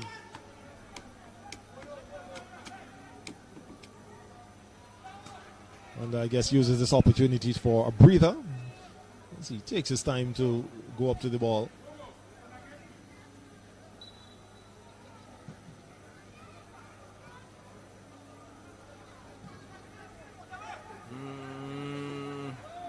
Could we see Bascom doing something with this? It is a shot and it is denied by the crossbar. That was a golden opportunity there for Bascom to break the deadlock here at the Victoria Park this evening. As we take a look at the replay, a long search and ball, it beats the defender and actually deflects into the path of Bascom, who cracks the shot. It was over there and it would have beaten goalkeeper Davis. But as you said, Andrew, the goalkeeper's best friend, the crossbar, came into play there. Bascom now with it, gets the ball across to Millington. Millington with a shot. It rolls across the goal. Lee unable to get there and turn that one. Sign asking some questions now of the System 3.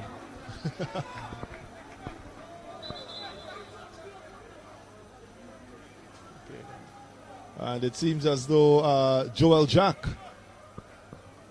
Oh, well, we have two players down on the field. Joel Jack for the System 3 outfit.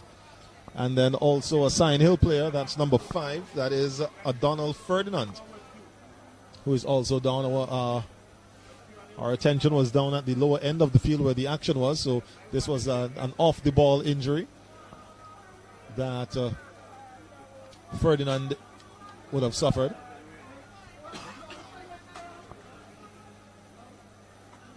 Looks like some attention being paid to his right leg. And as you speak, we see Matthew Jackson, number 5 player for System 3, getting up like he's Aaron Jackson. Aaron Jackson, sorry, yes. Aaron, the brother of Matthew. Yes, and also we see Alonzo Butte. Butte. Also, so 2 changes are about to be made by System 3. As we turn our attention down to the lower end, the System 3 end, where we see Joel Jack, who looks like he would have picked up a knock to his left arm. He seems to be favoring it as he makes his way. Looks like he's going to make his way off the field.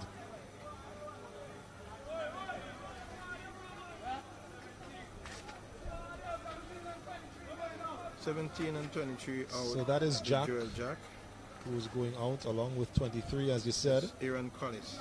Aaron Collis, yes. And they are going to be replaced by Alonzo Aaron Butte. Jackson and Alonzo Butte. So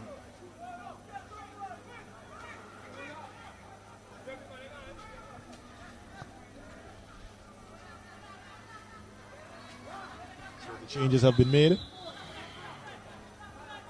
Davis about to take his spot kick.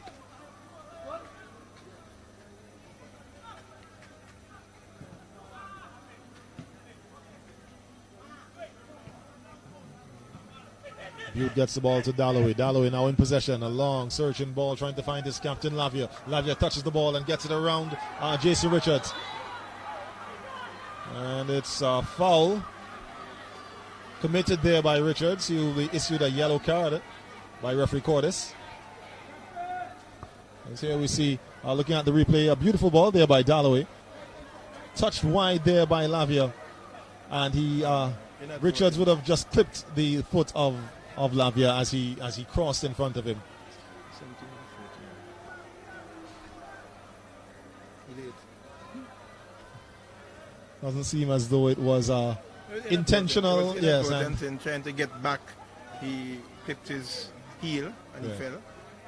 And I think that Lavia, no malice aforethought. of course not. And I think that Lavia was glad to have felt a touch, and he evidently went down and would have won the free kick. Dalloway, Cordell Dalloway, Putty is going to be taking this kick. And one of the things that caught my attention with Dalloway, again, I noticed him in the schools competition last year. When you look at him, the way he runs, his form, he doesn't look the footballer. He doesn't look the athlete. No, at all. But with a ball on his foot, it's a different story. It's a different story. You'd wonder if his football shoes were made by crazy glue, because the ball is 6 stuck to his feet, and he has a good shot. He can dribble, he can run, he's strong on the ball. You can't get that ball from him when he has it. Yes, he doesn't have great speed, but you can't get the ball away from him. There's a back and forth there, ball back in the area.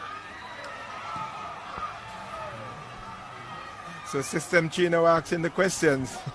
I think that was Aaron Jackson who would have just come onto the field there. That's number 5? Yes, Aaron Jackson. Ball just getting away from him a little bit, and look at that touch there by Dalloway. Trying to be just a tad bit too far. I think the problem there was that there just wasn't enough room. I saw the intention there, but the room wasn't there for Lavia to get to where he wanted the ball. Well, and the direction. I think the ball just rolled out, rolled off the field.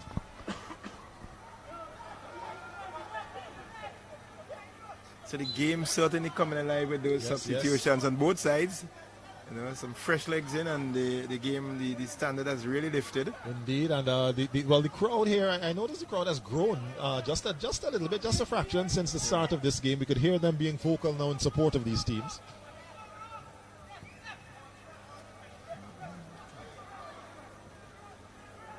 And it's so good to see the crowd back at the games. Last year the competition was played under strict COVID regulations. There were no spectators.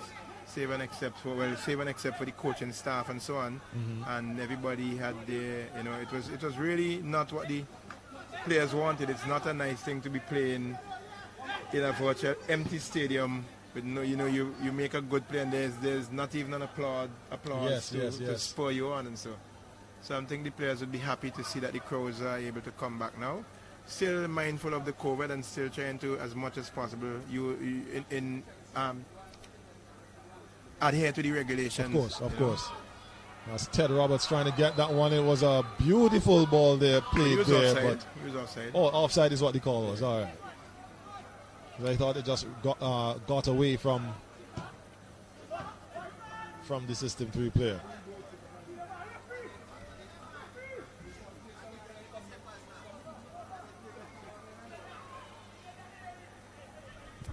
Aaron Jackson now with the ball. Plays it, finds Lavia. On the inside, Lavia looks wide. Picks up Lonzo Butte. Lonzo Butte curling that one inside.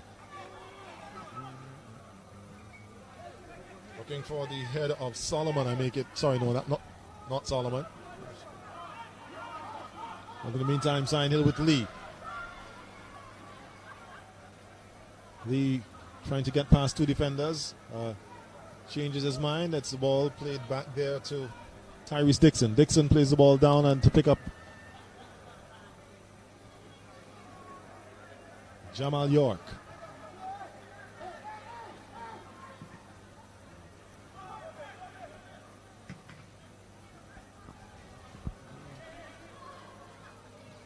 There's Solomon.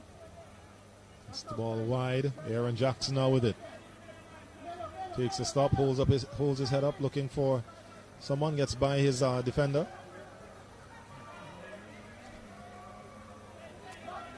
That's Fernandez still with System 3.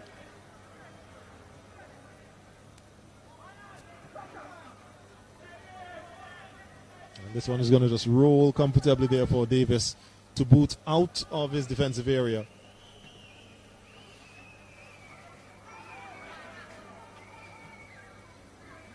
So there we see Lavia with it. Spreads it wide. Is picked up by Butte.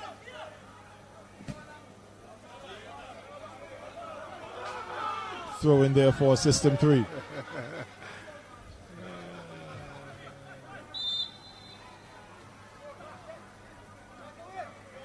It's a foul there committed by number 12, Adamu Miller Johnson on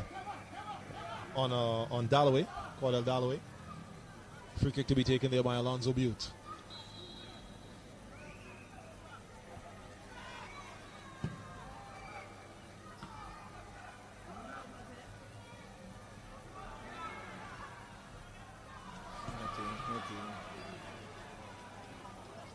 Player there unable to position himself well enough to get that shot off.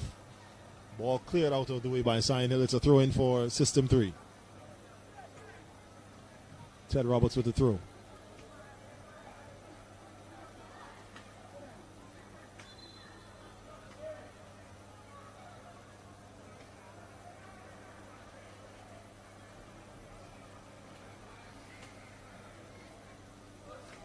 See a substitute for System 3 making his way to the substitution area. That's number 16, Renson Sears. So Sears about to make his way onto the field.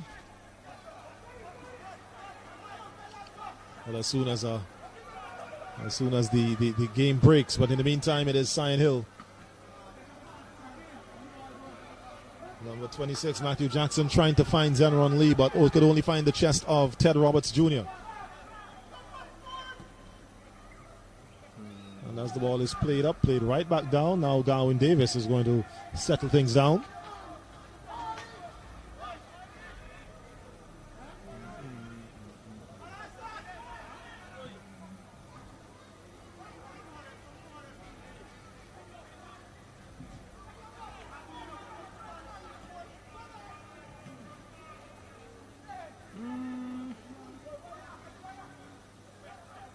Lonzo Butte managing to wrestle the ball away from Sequim Millington.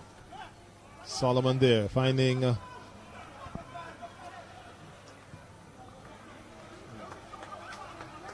21 will be out, 21 out to 16. So that's Jaden Jacobs who's going to be making way for 16. That's 8 Renson 16, Sayers. of course, Renson Sayers, yes. So that's a substitution there for System 3. 10 minutes left in the... We also see Sion Hill getting ready to make a change. Number 2, Jesse Edwards is preparing to come onto the field.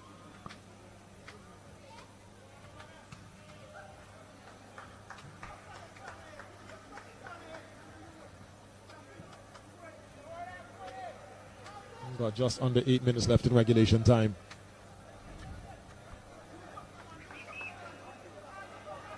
It's going to be a corner kick for System 3. Long searching ball makes its way in. John Johnston turns that one away and over the crossbar for another corner.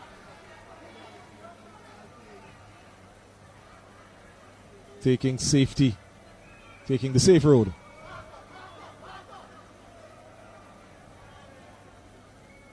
I think he had only his own Sion Hill defenders around him. He could have went up and taken it with both hands and brought it down. But again, like I said, just playing it on the safe side. That ball eluding all the searching heads that rose up to try to meet it for a goal kick for the Sion Hill team. Here's our substitution. Number 2, Jesse Edwards is on to replace number 10, Sequim Millington. Yeah, I was going to make the comment earlier that Millington seemed to have done his bit. He was not as potent as he was earlier on. Especially after that tackle that he received yeah. From Sutherland, which resulted in a red card for Sutherland. Again, we just saw the introduction of Jesse Edwards, who is another one of the youngsters who I would have picked up during the school's football competition himself, along with Cordell Dalloway. Would have played for the West St. George secondary school team. And Edwards is another one who plays somewhat like Dalloway in the sense that, when you look at he has an unorthodox style of running. But again, once that ball gets on his foot, it is hard to separate him from it. In the meantime, here's Denzel Bascom playing it down, and here's Edwards. Just as I said, Jesse Edwards with the ball. Crosses that one on the inside. Could it be picked up there by Zenron Lee? An attempt made, but Dalloway was up to the task.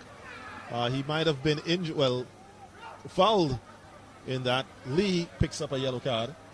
So there's Bascom playing it to Jesse Edwards. Jesse Edwards is going to cross the ball on his left foot. Picked up there by Lee. Lee, who is fighting with Ted Roberts, and an attempt to try to get the ball there from goalkeeper Davis resulted in him, looks like he might have stepped on his hand. But referee Cordes issued a yellow card for Lee. And the bounce ball there. Drop ball, sorry, yes.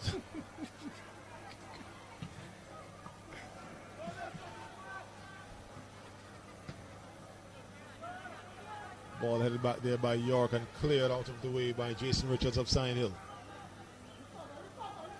Ted Roberts now with it. Crosses that one inside. Is going to be dropped safely into the hands of John in goal. Jesse Edwards now with it. It's going to be a foot race between himself and Butte. Butte using his hands to his advantage and will receive a yellow card for his efforts.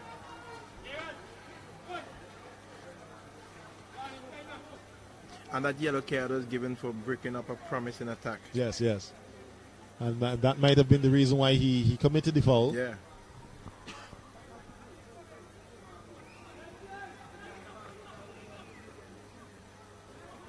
So this kick looks like it will be taken by Adamo Miller Johnson. He's going to try to whip this one inside to find.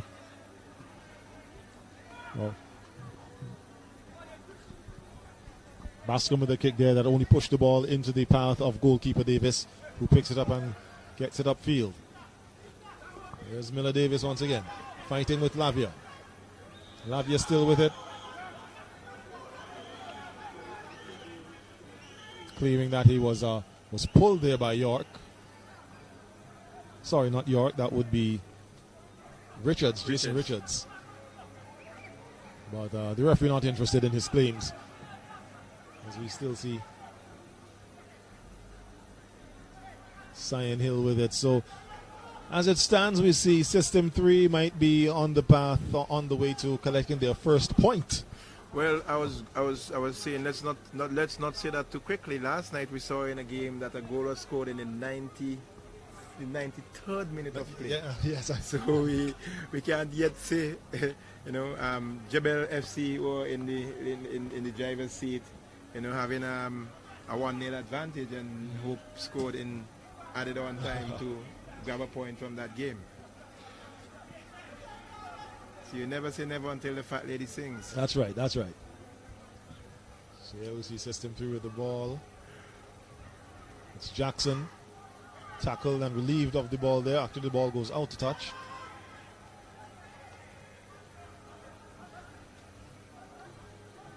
Matthew Jackson with it, trying to get that ball through to the run of his compatriot, but it's broken up there. It's actually deflects out to touch from System 3. So Sion Hill with another throw.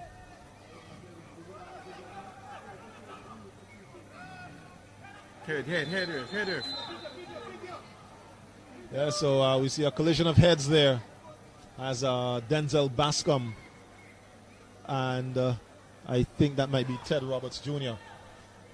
As we see the replay, long searching ball and both players go up, and a collision of heads there. Denzel Bascom and yes, Ted Roberts.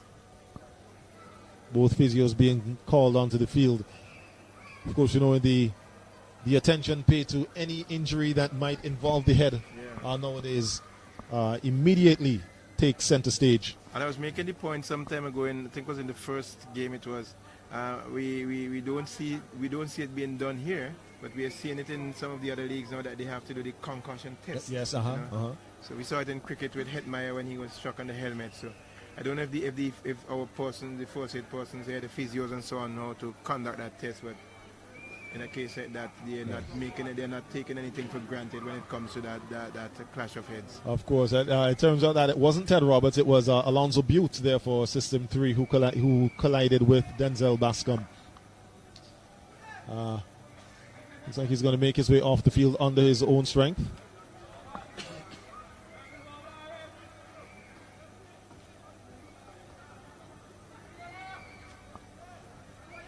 Into the 89th, into the 90th minute of play. The referee indicating that both players need to leave the field. Once the physio comes on to deal with an injury, both players have to leave the field and then make their way back on. So there's the drop ball. Solomon now with it. Long searching ball, but it only finds the chest of Jamal York of Sion Hill. He plays it wide. It's Damian Fernandez still with it. Crosses the ball. Tries to get it there to Tyrese Dixon. Sion Hill deciding to play the ball all the way back to their goalkeeper. Discretion being the better part of valor to settle down this game.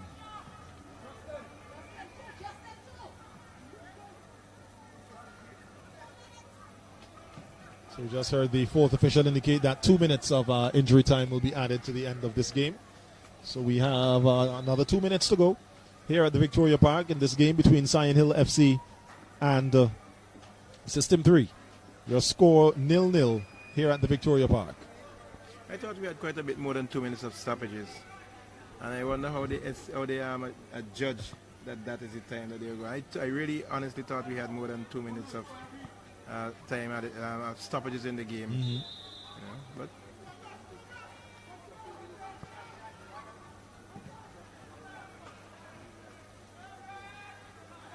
so we see Butte and Bascom have both made their way back onto the field. That ball cleared there by Butte. Dalloway of System 3 trying to get that one, but it ricochets away from him into the path of Richards. I make it of Sion Hill. Tries to get the ball wide to Jesse Edwards, but the ball was too strong. It rolls out of touch. It's a throw-in for System 3. Butte with it. He takes his throw. The ball deflected by Sion Hill outside. System 3 takes the throw once again.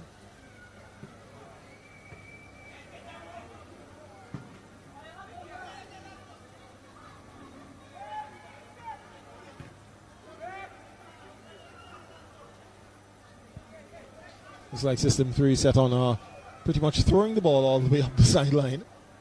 They've made their way almost up the full length of the field. Yes.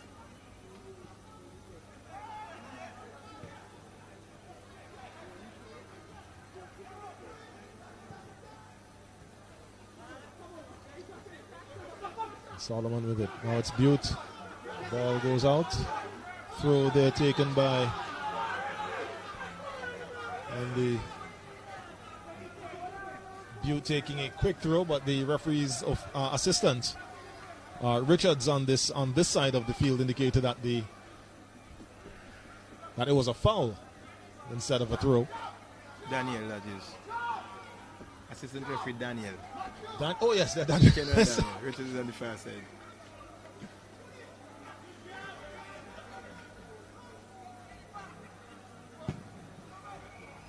There's a swirling kick. That one goes in and into and away from the danger area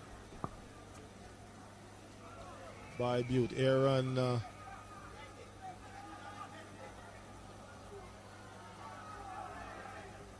Jackson had it, but it was tackled out of play. It's a throw in for System 3.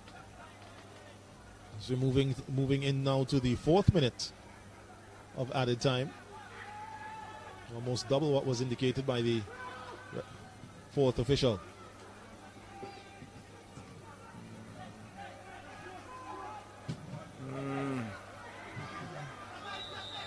And there is the final whistle here at the Victoria Park this evening. So we have System 3 indeed getting their first point of the season. That's one that goes to them. And one more being added to the total for Sion Hill FC. I don't usually like seeing games that end in a 0-0 draw, but I must admit, Khaled, this was a rather exciting one. System 3 and the Sion Hill. System 3 and the Sion Hill going at it from the start. We saw in the very first minute of play, a penalty was awarded to the Sion Hill team, which they failed to capitalize on. We saw a number of close calls throughout the game. It was a very robust game.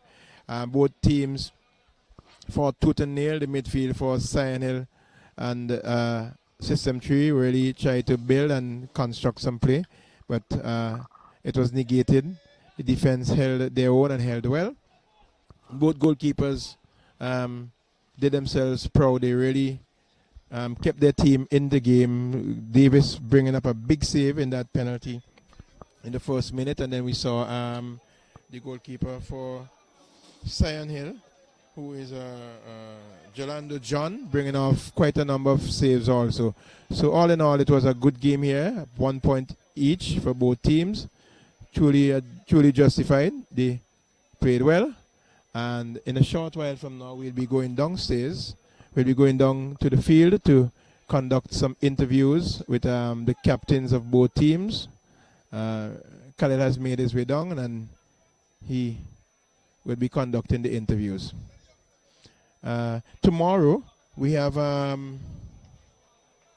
North Leeward Predators coming up against Avenues. North Leeward Predators will be up against Avenues tomorrow at 6 p.m. That's the lone game on for tomorrow at the Victoria Park. North Leeward Predators against Avenues. Both teams would have lost their first game, so I am sure they would be looking to come away with some points in this game. So we look forward to that game tomorrow.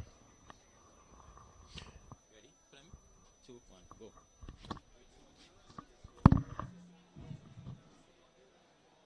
At the Victoria Park in our second match. I'm standing here with Renson Sayers of the System 3 outfit. Renson, it's the first point that you guys have picked up for this evening. I know it the outcome you would have been looking for. Of course, you would have been looking to pick up 3 points. But tell me, in a nutshell, what was the outcome of the game? How does that weigh on the minds of the team players? Well, for me, I think the team played well because we lost a player all in the game, and we did not concede, and he was a centre back. So I think we played well, but players should have hold his head and know that the tackle wasn't good enough to hold his stand and win the ball cleanly. All right. The play seemed to go back and forth between the two teams. In our opinion, we thought they were fairly evenly matched.